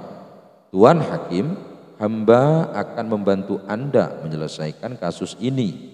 Sekarang panggil kedua orang itu, kata Abu Nawas. Singkat cerita, datanglah si pedagang yang baik hati dan pedagang kejam ke pengadilan. Abu Nawas lalu bertanya kepada si pedagang baik hati, apakah sewaktu menulis surat perjanjian kau setuju bahwa si pedagang jahat memotong 1 kilogram daging di bagian mana saja dari tubuhmu yang diinginkannya? Ya Tuan Abu Nawas, jawab si pedagang yang baik hati. Lalu apa yang kau harapkan dari kasus ini? Tanya Abu Nawas lagi. Aku hanya ingin keputusan yang terbaik, Tuan Abu Nawas, jawab si pedagang baik hati dengan pasrah. Setelah bertanya kepada si pedagang baik, Abu Nawas lalu bertanya kepada Tuan Hakim. Wahai Tuan Hakim, izinkan hamba dalam kasus ini untuk menjadi hakim, pinta Abu Nawas. Silahkan Abu Nawas, sekarang kau yang menjadi hakimnya, jawab Tuan Hakim istana. Menurutku tidak ada yang salah dalam polemik ini. Si pedagang keji berhak meminta haknya, yaitu menuntut daging 1 kilogram dari tubuh si pedagang baik hati yang dia mau. Dan itu harus dilakukan saat ini juga, ujar Abu Nawas. Hal ini tentu membuat kaget Tuan Hakim. Dia kira Abu Nawas akan membela si pedagang baik hati tersebut. Sedangkan si pedagang jahat merasa puas dan senang karena dendamnya terbalaskan. "Bagaimana yang kau inginkan?" tanya Abu Nawas. "Aku menginginkan bagian lehernya," jawab si pedagang jahat dengan bangga. "Baik, permintaanmu dikabulkan. Tuan Hakim, tolong ambilkan pisau untuknya," pinta Abu Nawas. Dengan berat hati, Tuan Hakim menyerahkan pisau kepada si pedagang kejam. "Kau boleh memotong leher si pedagang baik hati itu, tetapi tidak boleh kurang atau lebih dari 1 kilogram. Kalau kurang atau lebih, maka kau harus dibunuh dan harta kekayaanmu akan disita oleh negara," kata Abu Nawas. Spontan si pedagang kejam pun terkejut dengan pernyataan Abu Nawas. Ia berpikir, mana mungkin hanya 1 kali memotong dapat 1 kilogram daging. Si pedagang jahat pun terdiam sejenak. "Kenapa kau diam saja? Bukankah keinginanmu segera tercapai?" tanya Abu Nawas. "Maaf Tuan Abu Nawas, hamba tidak bisa. Hamba ingin mencabut tuntutan hamba," ujar si pedagang jahat dengan suara ketakutan. Akhirnya si pedagang kejam pulang dengan perasaan takut, sedangkan si pedagang baik hati mengucapkan terima kasih kepada Abu Nawas karena sudah menyelamatkannya. Al-Kisah. Kala itu kota Baghdad tengah gempar oleh kehadiran orang asing. Persoalannya bukan pada orangnya, melainkan orang asing tersebut tidak mempercayai adanya Tuhan. Bukan hanya itu, ia juga menantang orang-orang Muslim untuk berdebat dengannya terkait keberadaan Tuhan. Kabar ini pun tersebar sampai ke telinga Baginda Raja. Karena dianggap membuat resah masyarakat, orang asing ini lalu dipanggil ke istana. "Apa tujuanmu membuat onar di negeri kami?" tanya Baginda Raja. Orang asing ini menjawab, "Untuk apa aku bertuhan kalau tidak bisa menjawab pertanyaanku?" Kemudian Baginda Raja bertanya kembali, "Apakah kamu tidak percaya adanya Tuhan?" Dengan tegas dan percaya diri, orang asing ini menjawab, "Tentu saja saya tidak percaya adanya Tuhan, dan saya juga tidak percaya adanya akhirat." Mendengar jawaban tersebut, Baginda Raja sempat terkejut. "Tetapi saya dan rakyatku percaya adanya Tuhan, berarti keyakinan kita berbeda, jadi jangan ganggu rakyatku." Kalau Baginda Raja percaya adanya Tuhan, bisakah Baginda menjawab 3 pertanyaanku? Pertanyaan pertama, orang Islam yakin bahwa dunia dan isinya adalah ciptaan Allah. Lalu siapa yang menciptakan Allah? Bukankah sesuatu yang ada pasti ada penciptanya? Pertanyaan kedua, katanya di dalam surga manusia tidak akan buang air besar, sedangkan mereka makan dan minum tiap hari. Bagaimana mungkin ini bisa terjadi? Padahal segala sesuatu yang akan dimasukkan pasti akan keluar. Pertanyaan ketiga, orang Islam meyakini bahwa setan terbuat dari api, tapi katanya setan akan disiksa dengan api neraka. Mana mungkin api bisa menyakiti api? Mendengar pertanyaan orang asing tersebut, Baginda Raja hanya terdiam. Bisa saja Baginda Raja menjawabnya berdasarkan hadis dan Al-Quran, tetapi yang dihadapi adalah orang yang tidak percaya Tuhan, maka dijawabnya harus dengan logika.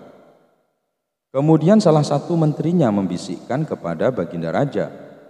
Menteri tersebut berkata, "Baginda, kalau soal seperti ini serahkan saja kepada Abu Nawas. Ia pasti bisa menjawab segala pertanyaan yang diajukan orang asing ini." Maka tak lama kemudian dipanggillah Abu Nawas ke istana. Setelah dijelaskan mengenai pertanyaan orang asing yang tidak percaya Tuhan ini, setelah duduk di hadapan orang asing ini, Abu Nawas kemudian berkata, "Silahkan, apa yang ingin kau tanyakan?"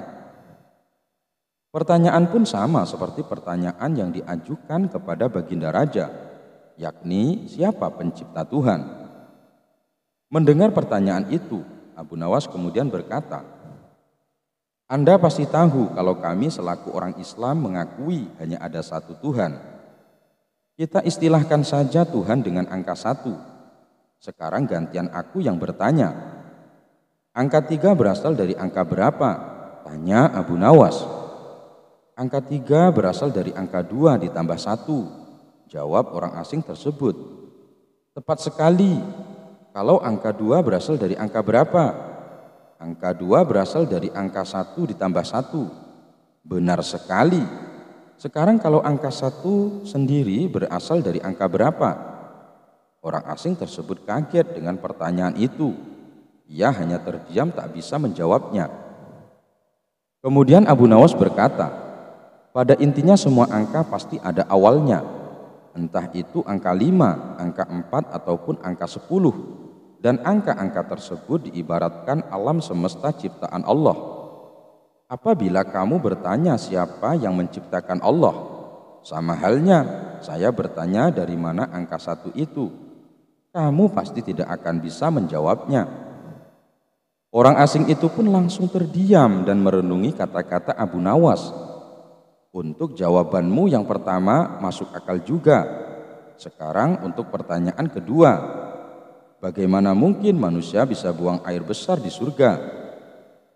Abu Nawas kemudian menjawab, selama kamu dalam kandungan rahim ibumu, tentunya kamu makan dan minum. Karena menurut ilmu medis, seorang janin memakan sesuatu yang dimakan ibunya. Lalu ketika kamu dalam kandungan ibumu selama 9 bulan, apakah kamu pernah buang air besar?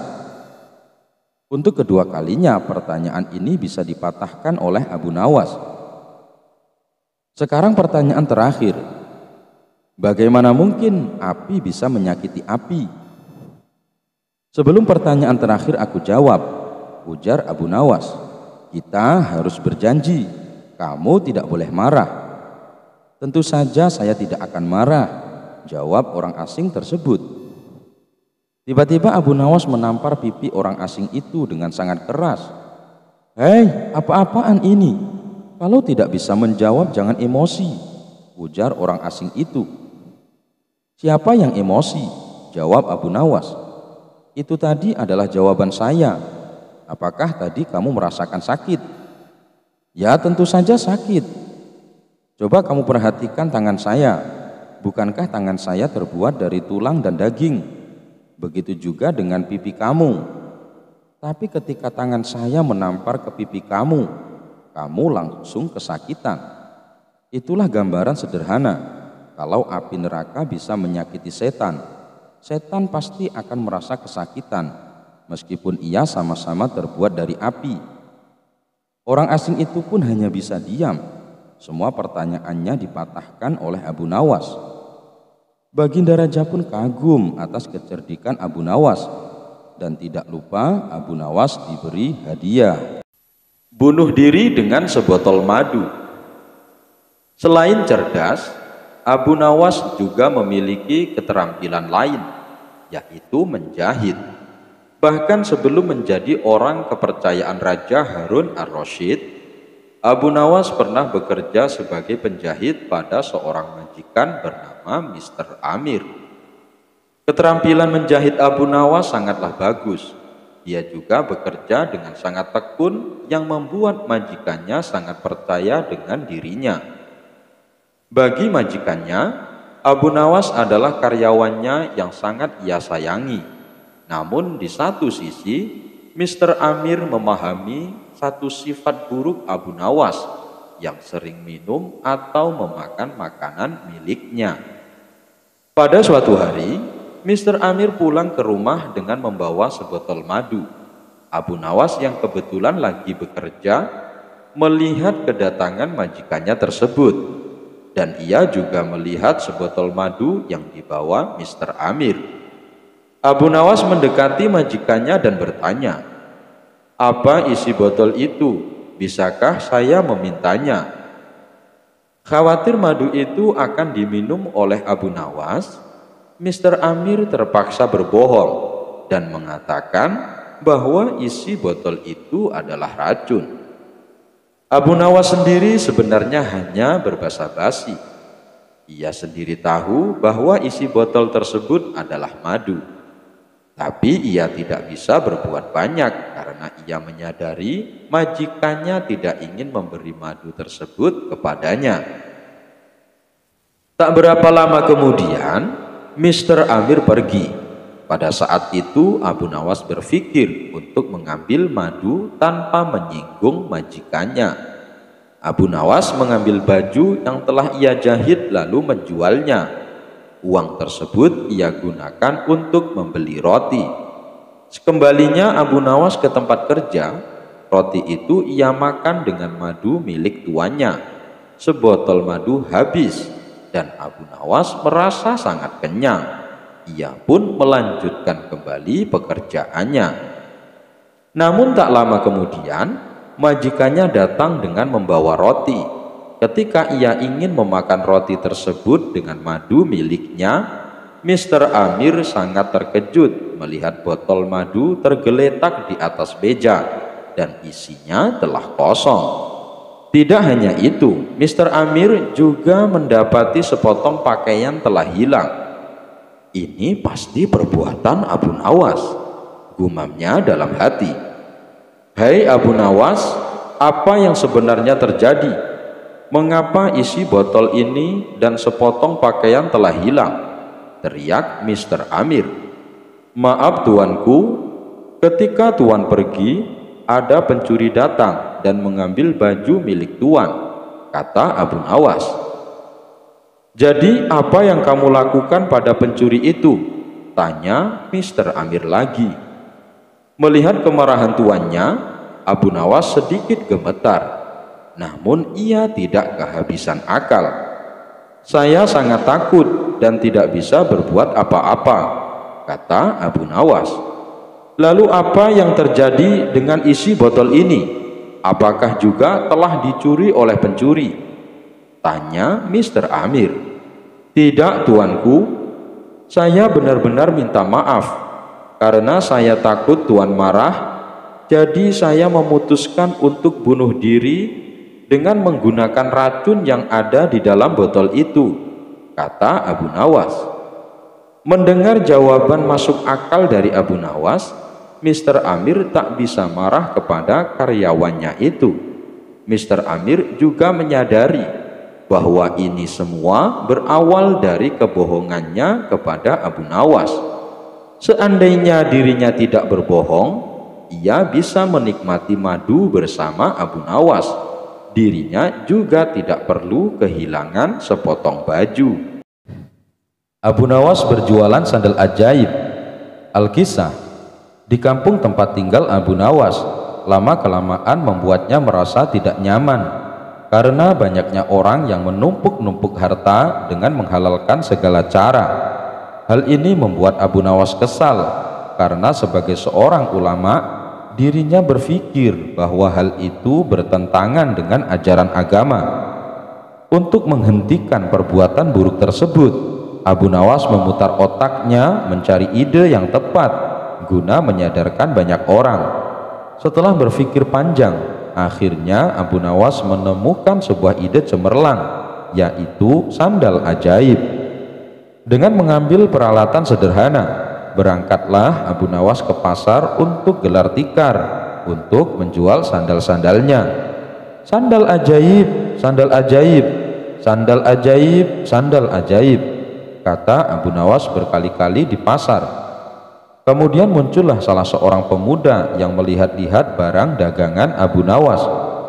Silahkan tuan, tuan mau mencari apa? Tanya Abu Nawas. Aku mau mencari sandal yang bisa mengubah hidupku yang miskin, jawab pemuda itu. Apa maksud tuan? Tanya Abu Nawas. Aku sudah lama hidup miskin dan ingin sekali menjadi orang yang kaya raya. Aku ingin membeli barang yang bisa memberikan keberuntungan, kata pemuda tersebut. Abu Nawas pun memilihkan satu sandal ajaibnya. Ia mengatakan bahwa sandal itu akan membuat penggunanya dari tidak punya menjadi orang yang punya. Dikarenakan tertarik, pemuda itu akhirnya jadi membeli sandal ajaib dengan harga yang lumayan mahal. Pemuda tersebut langsung memakai sandal ajaib itu berkeliling kampung.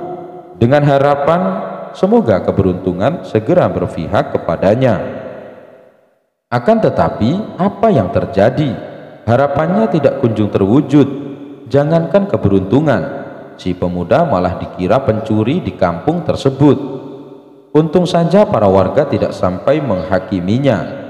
Dikarenakan merasa tertipu, pemuda itu kembali lagi menemui Abu Nawas untuk protes. "Assalamualaikum," sapa pemuda itu. "Waalaikumsalam." "Oh, ternyata Tuan. Bagaimana kabar Tuan?" tanya Abu Nawas. "Kabarku jelek. Aku sering ditimpa kemalangan gara-gara sandal ini. Padahal dulu kau mengatakan kalau sandal ini bisa mendatangkan keberuntungan, bisa menjadi kaya dan terkenal. Tapi mana buktinya?" protes pemuda tersebut. "Seingatku, aku tidak pernah mengatakan seperti itu Tuan," sanggah Abu Nawas. "Aku hanya mengatakan bila Tuan pada mulanya orang yang tidak punya, maka dengan membeli sandal ini Tuan akan menjadi orang yang punya.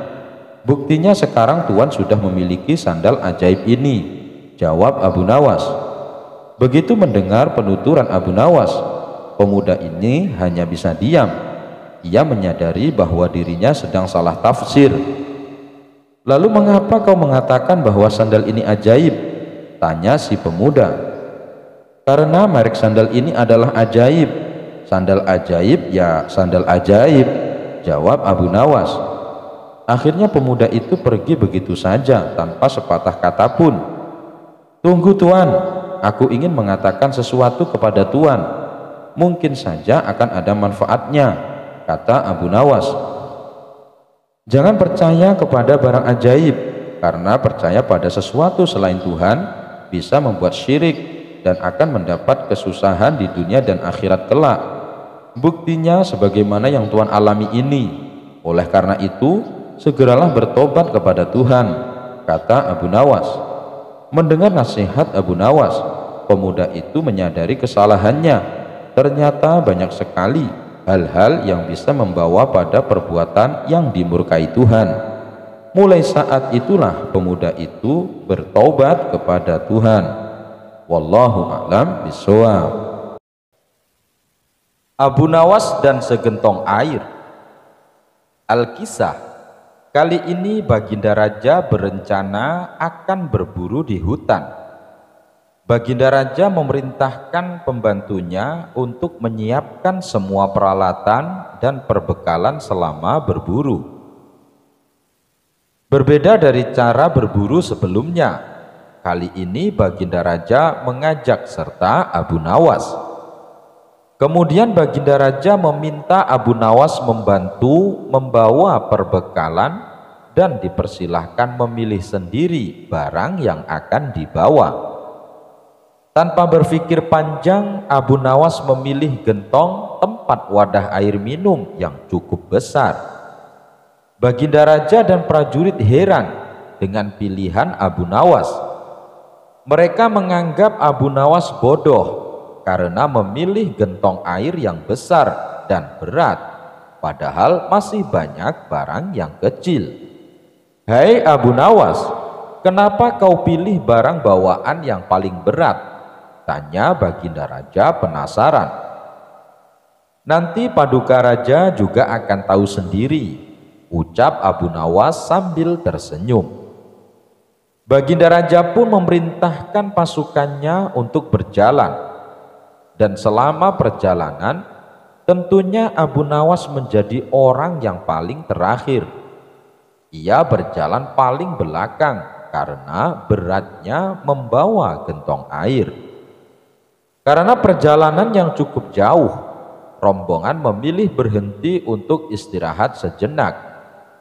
Di saat itulah mereka membutuhkan air untuk menghilangkan rasa dahaga, dan tentunya Abu Nawas menjadi orang paling dicari karena Abu Nawas yang membawa perbekalan air minum.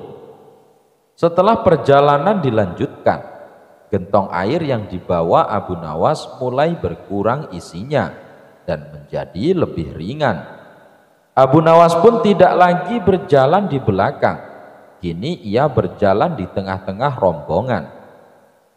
Setelah istirahat yang kedua, ketiga, dan seterusnya, gentong air yang dibawa Abu Nawas pun semakin berkurang, sampai kemudian gentongnya kosong sama sekali. Karena gentongnya sudah kosong, tentu saja Abu Nawas meninggalkannya, sehingga Abu Nawas pun bisa berjalan di samping Baginda Raja di barisan depan. Melihat hal itu, Baginda Raja tersenyum. Kini Baginda telah mendapatkan jawaban atas pertanyaan yang diajukan sebelum berangkat. "Kamu memang cerdik, Abu Nawas," ujar Baginda Raja dalam hatinya. Cara melihat setan.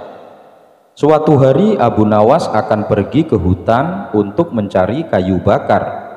Tiba-tiba di tengah perjalanan ada seorang laki-laki yang menghampiri Abu Nawas. Laki-laki yang menemui Abu Nawas ini terkenal dengan kebijakannya. Dia suka mabuk-mabukan, berjudi, dan main wanita. Si laki-laki tadi langsung bertanya kepada Abu Nawas, "Wahai Abu Nawas, aku ingin sekali memiliki kemampuan melihat setan. Apakah kau bisa mengajariku?" Abu Nawas sempat menahan tawa mendengar permintaan laki-laki itu. "Tentu saja bisa. Cepat sekali kau bertemu denganku," jawab Abu Nawas. Laki-laki tersebut senang bukan main dengan jawaban Abu Nawas. "Lalu bagaimana caranya, wahai Abu Nawas?" tanya laki-laki itu kembali. "Itu mudah sekali. Apakah kau memiliki cermin di rumah?" tanya balik Abu Nawas. "Tentu saja punya, wahai Abu Nawas," jawab laki-laki tadi. "Jadi begini caranya, pandangi cerminmu betul-betul. Tak butuh waktu lama kau akan melihat bentuk setan yang ingin kau ketahui itu," jawab Abu Nawas. Lalu laki-laki tadi berlalu sambil tertawa. "Kurang ajar kau, Abu Nawas," ucapnya sambil tertawa. Kemudian Abu Nawas melanjutkan perjalanannya menuju hutan. Saat memasuki hutan, Abu Nawas melihat seorang pemuda yang akan mengakhiri hidupnya dengan terjun ke jurang. "Hai kau, apa yang akan kau lakukan?" tanya Abu Nawas sembari berlari mendekatinya. "Pergilah kamu dari sini, jangan campuri urusanku," bentak si pemuda. "Apakah kamu akan bunuh diri dengan terjun ke jurang?" tanya Abu Nawas. "Bukan urusanmu, pergilah kamu dari sini," bentak si pemuda. "Saya bersumpah, kalau kau akan terjun ke jurang, maka saya juga akan ikut terjun untuk menyelamatkanmu," kata Abu Nawas. Pemuda itu berkata, "Kamu jangan bodoh, kamu bisa ikut mati juga." Abu Nawas kemudian berkata, "Dengarlah wahai pemuda, aku punya istri dan anak-anak yang sangat mencintaiku, dan aku juga mencintai mereka.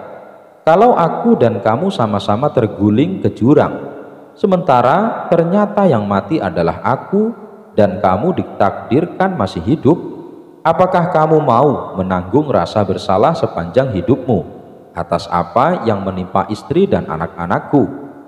Pemuda itu menjawab, "Tentu saja aku tidak mau." "Kalau kau tidak mau, maka jangan bunuh diri di depanku. Karena bagaimanapun caranya, aku pasti akan berusaha menyelamatkanmu, meskipun aku yang harus mati," ucap Abu Nawas. Mendengar perkataan Abu Nawas, kemudian pemuda itu mengurungkan niatnya untuk bunuh diri. Ia berjalan menjauhi tepi jurang. Abu Nawas lalu memberi nasihat kepada si pemuda, "Wahai pemuda, kalau kau masih nekat untuk mengakhiri hidupmu, kamu bisa melakukannya di tempat di mana orang tidak bisa melihatmu, seperti gantung diri di rumah. Tapi setelah kamu mati, kamu harus siap disambut ribuan ular besar berbisa yang akan menyiksamu. Belum lagi hewan buas lainnya yang akan dengan ganasnya mencabik-cabik tubuhmu. Ketahuilah bahwa bunuh diri itu perbuatan keji dan dosa besar yang tak akan pernah diampuni selamanya. Kamu akan mendapat siksaan yang lebih menyakitkan 1000 kali lipat dari paling sakitnya siksaan di dunia. Sakitnya siksaan dibakar hidup-hidup di dunia belum ada apa-apanya dibanding dengan siksa yang akan kamu hadapi ketika kamu bunuh diri. Kamu akan merasakan 1000 kali lipat lebih pedih, dan siksaan itu akan kamu rasakan selama-lamanya. Karena saat itu sudah tidak ada kematian lagi, maka dari itu bertobatlah wahai pemuda. Allah pasti akan mengampunimu. Gunakan sisa hidupmu untuk kebaikan dan beribadahlah kepada Allah. Setelah Abu Nawas menasihati pemuda itu, si pemuda terdiam sambil merenungi apa yang dikatakan Abu Nawas. Abu Nawas pun pergi meninggalkannya dan melanjutkan mencari kayu bakar di hutan. Abu Nawas dihukum masuk kandang singa. Al-Kisah, Abu Nawas nekat menjahili Baginda Raja dengan cara yang bisa dibilang kelewat batas. Pasalnya, Baginda Raja hampir saja kehilangan nyawanya. Dia pun sangat murka dengan ulah Abu Nawas itu. Perbuatan Abu Nawas sebenarnya semata-mata hanya ingin membalas atas perlakuan Baginda Raja kepadanya. Pasalnya, bukan sekali dua kali saja, Abu Nawas juga beberapa kali hampir celaka karena perbuatan usil Baginda Raja. Saat ini Baginda Raja diselimuti amarah yang sangat memuncak. "Cari Abu Nawas, tangkap dan bawa dia ke sini," perintahnya. Beberapa pengawal kerajaan langsung berangkat menuju rumah Abu Nawas. Sesampainya di sana, mereka menangkap Abu Nawas dengan kasar. "Apa-apaan ini? Apa salahku?" tanya Abu Nawas ketakutan. "Kami diperintah Baginda Raja untuk menangkapmu. Kalau kamu menolak, kami tetap akan membawamu dengan cara paksa," jawab para pengawal. Abu Nawas pun hanya bisa pasrah. Ia kemudian digiring ke istana dan dihadapkan kepada Baginda Raja. "Ampun Paduka yang mulia, kenapa hamba diperlakukan kasar begini?" tanya Abu Nawas. "Kamu jangan pura-pura tidak tahu. Kamu telah membuat aku murka. Perbuatan usilmu kemarin hampir saja membuatku mati. Kamu keterlaluan dan sangat kurang ajar," jawab Baginda Raja penuh emosi. "Maafkan hamba Paduka yang mulia, hamba khilaf," ucap Abu Nawas. "Saat ini sudah tidak ada maaf bagimu. Kamu harus dihukum mati," bentak Baginda Raja. "Lalu dengan cara apa hamba dihukum mati Paduka?" "Dipancung atau digantung?" tanya Abu Nawas. Bukan dengan cara seperti itu, karena hukuman seperti itu hanya jadi bahan lelucon bagimu," balas Baginda Raja bertambah emosi. Abu Nawas menangkap keseriusan pada diri Baginda Raja. Sepertinya Paduka tidak main-main. Ia terlihat sangat marah padaku, pikir Abu Nawas. Bahkan para menteri dan prajurit menundukkan kepala. Tidak ada yang berani menatap Baginda Raja. "Hai pengawal, masukkan Abu Nawas ke kandang singa," teriak Baginda Raja memecah keheningan. Para menteri dan segenap prajurit terkejut mendengar perintah tersebut, karena walau bagaimanapun Abu Nawas adalah sosok yang baik, sering berjasa mengungkap kasus-kasus di dalam istana yang sulit terpecahkan. Mereka tidak sampai hati melihat Abu Nawas tewas mengenaskan diterkam singa buas. Tapi karena ini adalah titah Baginda Raja, tidak ada seorang pun yang berani menentangnya. Lalu seorang penasihat istana berkata, "Ampun Paduka yang mulia, apakah tidak berlebihan hukuman yang diberikan? Bukankah lebih baik bila Abu Nawas dihukum penjara saja?" ujar penasihat istana coba membela Abu Nawas. "Kalau tidak suka dengan keputusanku, kau boleh ikut dengan Abu Nawas," herdik Baginda Raja. Sang penasehat istana hanya terdiam. Ia tidak berani membantahnya. Sementara Abu Nawas tertunduk lesu mendengar keputusan tersebut. Tubuhnya langsung lemas dan gemetaran. Namun ketika hendak dimasukkan ke kandang singa, Abu Nawas berkata, Ampun Paduka yang mulia, hamba ikhlas menerima hukuman ini dan hamba sudah pasrah, tapi berilah waktu hamba 3 bulan. Hamba ingin agar di akhir kematian disibukkan oleh amal ibadah. Sejenak Baginda Raja terdiam. Tidak beberapa lama kemudian Baginda Raja berkata, "Baiklah, aku kabulkan permintaanmu, tapi selama itu pula kamu harus hidup dalam penjara dan kamu dilarang menemui keluargamu." Abu Nawas pun menyetujui syarat tersebut. "Kalau diperkenankan, bolehkah saya minta satu permintaan lagi?" tutur Abu Nawas. "Apa permintaanmu?" tanya Baginda Raja. "Supaya kehidupan hamba di dalam penjara tidak membosankan, izinkan hamba memberi makan singa yang ada di kandang," jawab Abu Nawas. "Tidak masalah, nanti ruang penjaramu di sebelahan dengan kandang singa," ujar Baginda Raja. Maka dimasukkanlah Abu Nawas ke penjara. Pada bulan pertama, Abu Nawas melalui waktu dengan beribadah, sedangkan tiap pagi dan sore diisi memberi makan singa. Pada bulan kedua dan ketiga, Abu Nawas makin tekun beribadah. Ia juga lebih rajin memberi makan singa. Abu Nawas memperlakukan singa itu layaknya sahabat.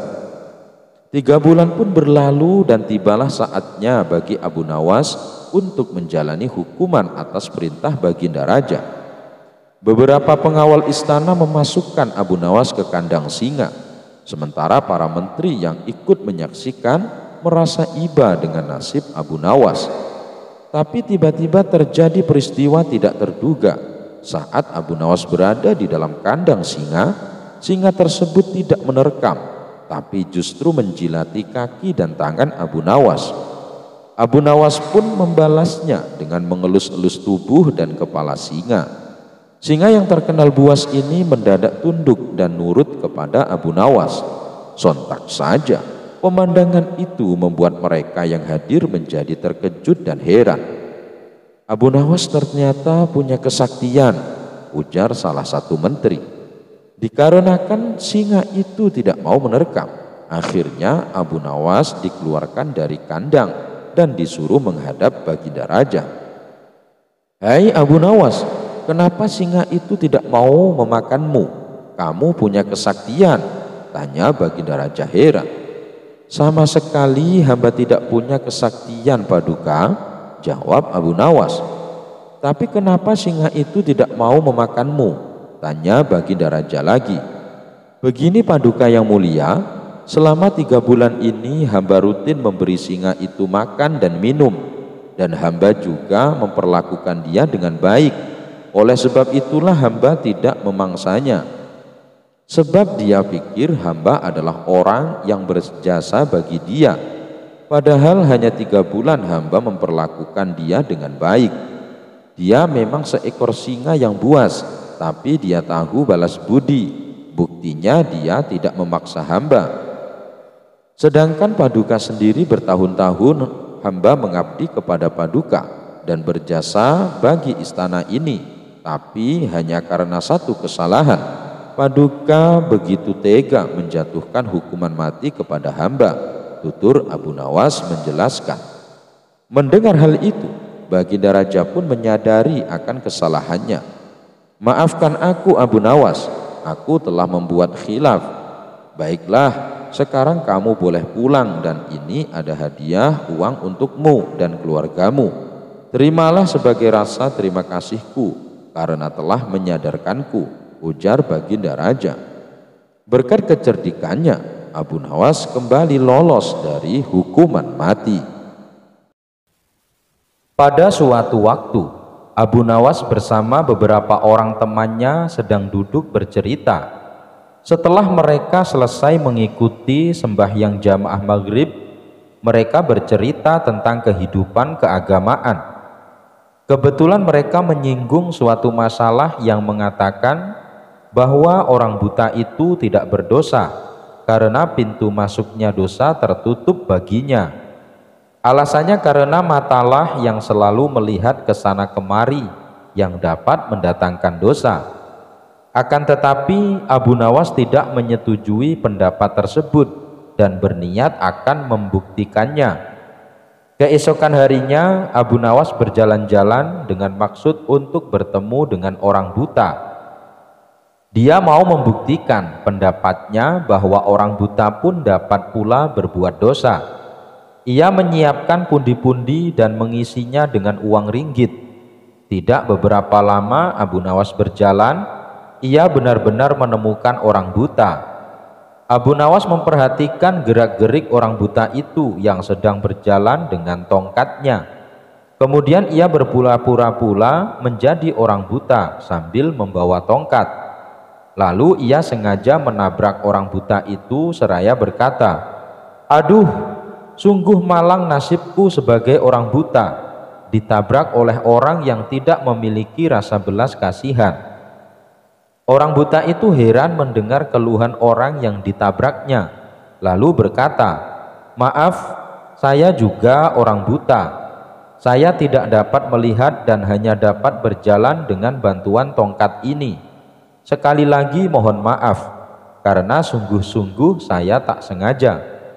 "Oh, engkau juga buta ya?" tanya Abu Nawas pura-pura tidak tahu. "Ya, saya buta.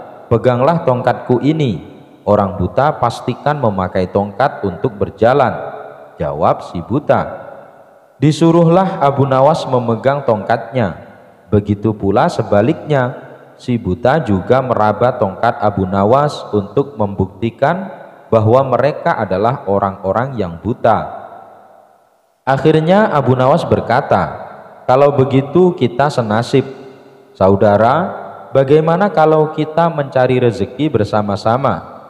Orang buta itu pun menyetujui ajakan Abu Nawas. Maka mereka berjalan bersama-sama dan orang buta itu yakin bahwa orang yang ditabraknya itu juga orang buta yang senasib dengan dia. Keduanya saling memaafkan dan terus berjalan bersama mencari rezeki. Di tengah perjalanan, Abu Nawas berpura-pura mau kencing dan meminta tolong kepada si buta agar pundi-pundinya yang penuh berisi uang dipegangkan dahulu baik-baik.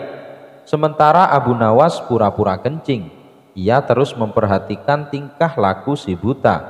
Kemudian si buta meraba-raba pundi-pundi itu dan hatinya mulai tergoda untuk memiliki isinya. "Wah, pundi-pundi ini banyak sekali isinya. Lebih baik aku mengambilnya lalu pergi. Pasti ia tak dapat mencariku, karena ia juga buta," pikir si buta tersenyum. Ia lalu meninggalkan Abu Nawas dan mencari tempat persembunyian agar si Abu Nawas tidak dapat menemukannya. Dalam situasi demikian, Abu Nawas berpura-pura mencari si buta dan meminta pertolongan kepada Tuhan. "Ya Tuhan, malang benar nasibku. Tadi saya ditabrak orang, sekarang uang saya yang dilarikan orang. Sial benar aku. Ya Tuhan, semoga orang yang mengambil uang saya terkena lemparan batu ini, tepat pada tulang keringnya, biar tahu rasa dia." Setelah itu, dengan jitu Abu Nawas melempari si buta dan persis kena tulang keringnya. "Aduh, aku kena," gumam si buta meringis kesakitan. Hal ini membuat si buta kelabakan. Ia segera beranjak mencari lagi tempat persembunyian untuk menghindari Abu Nawas. Akan tetapi Abu Nawas yang pura-pura buta itu mengikuti si buta kemanapun ia pergi.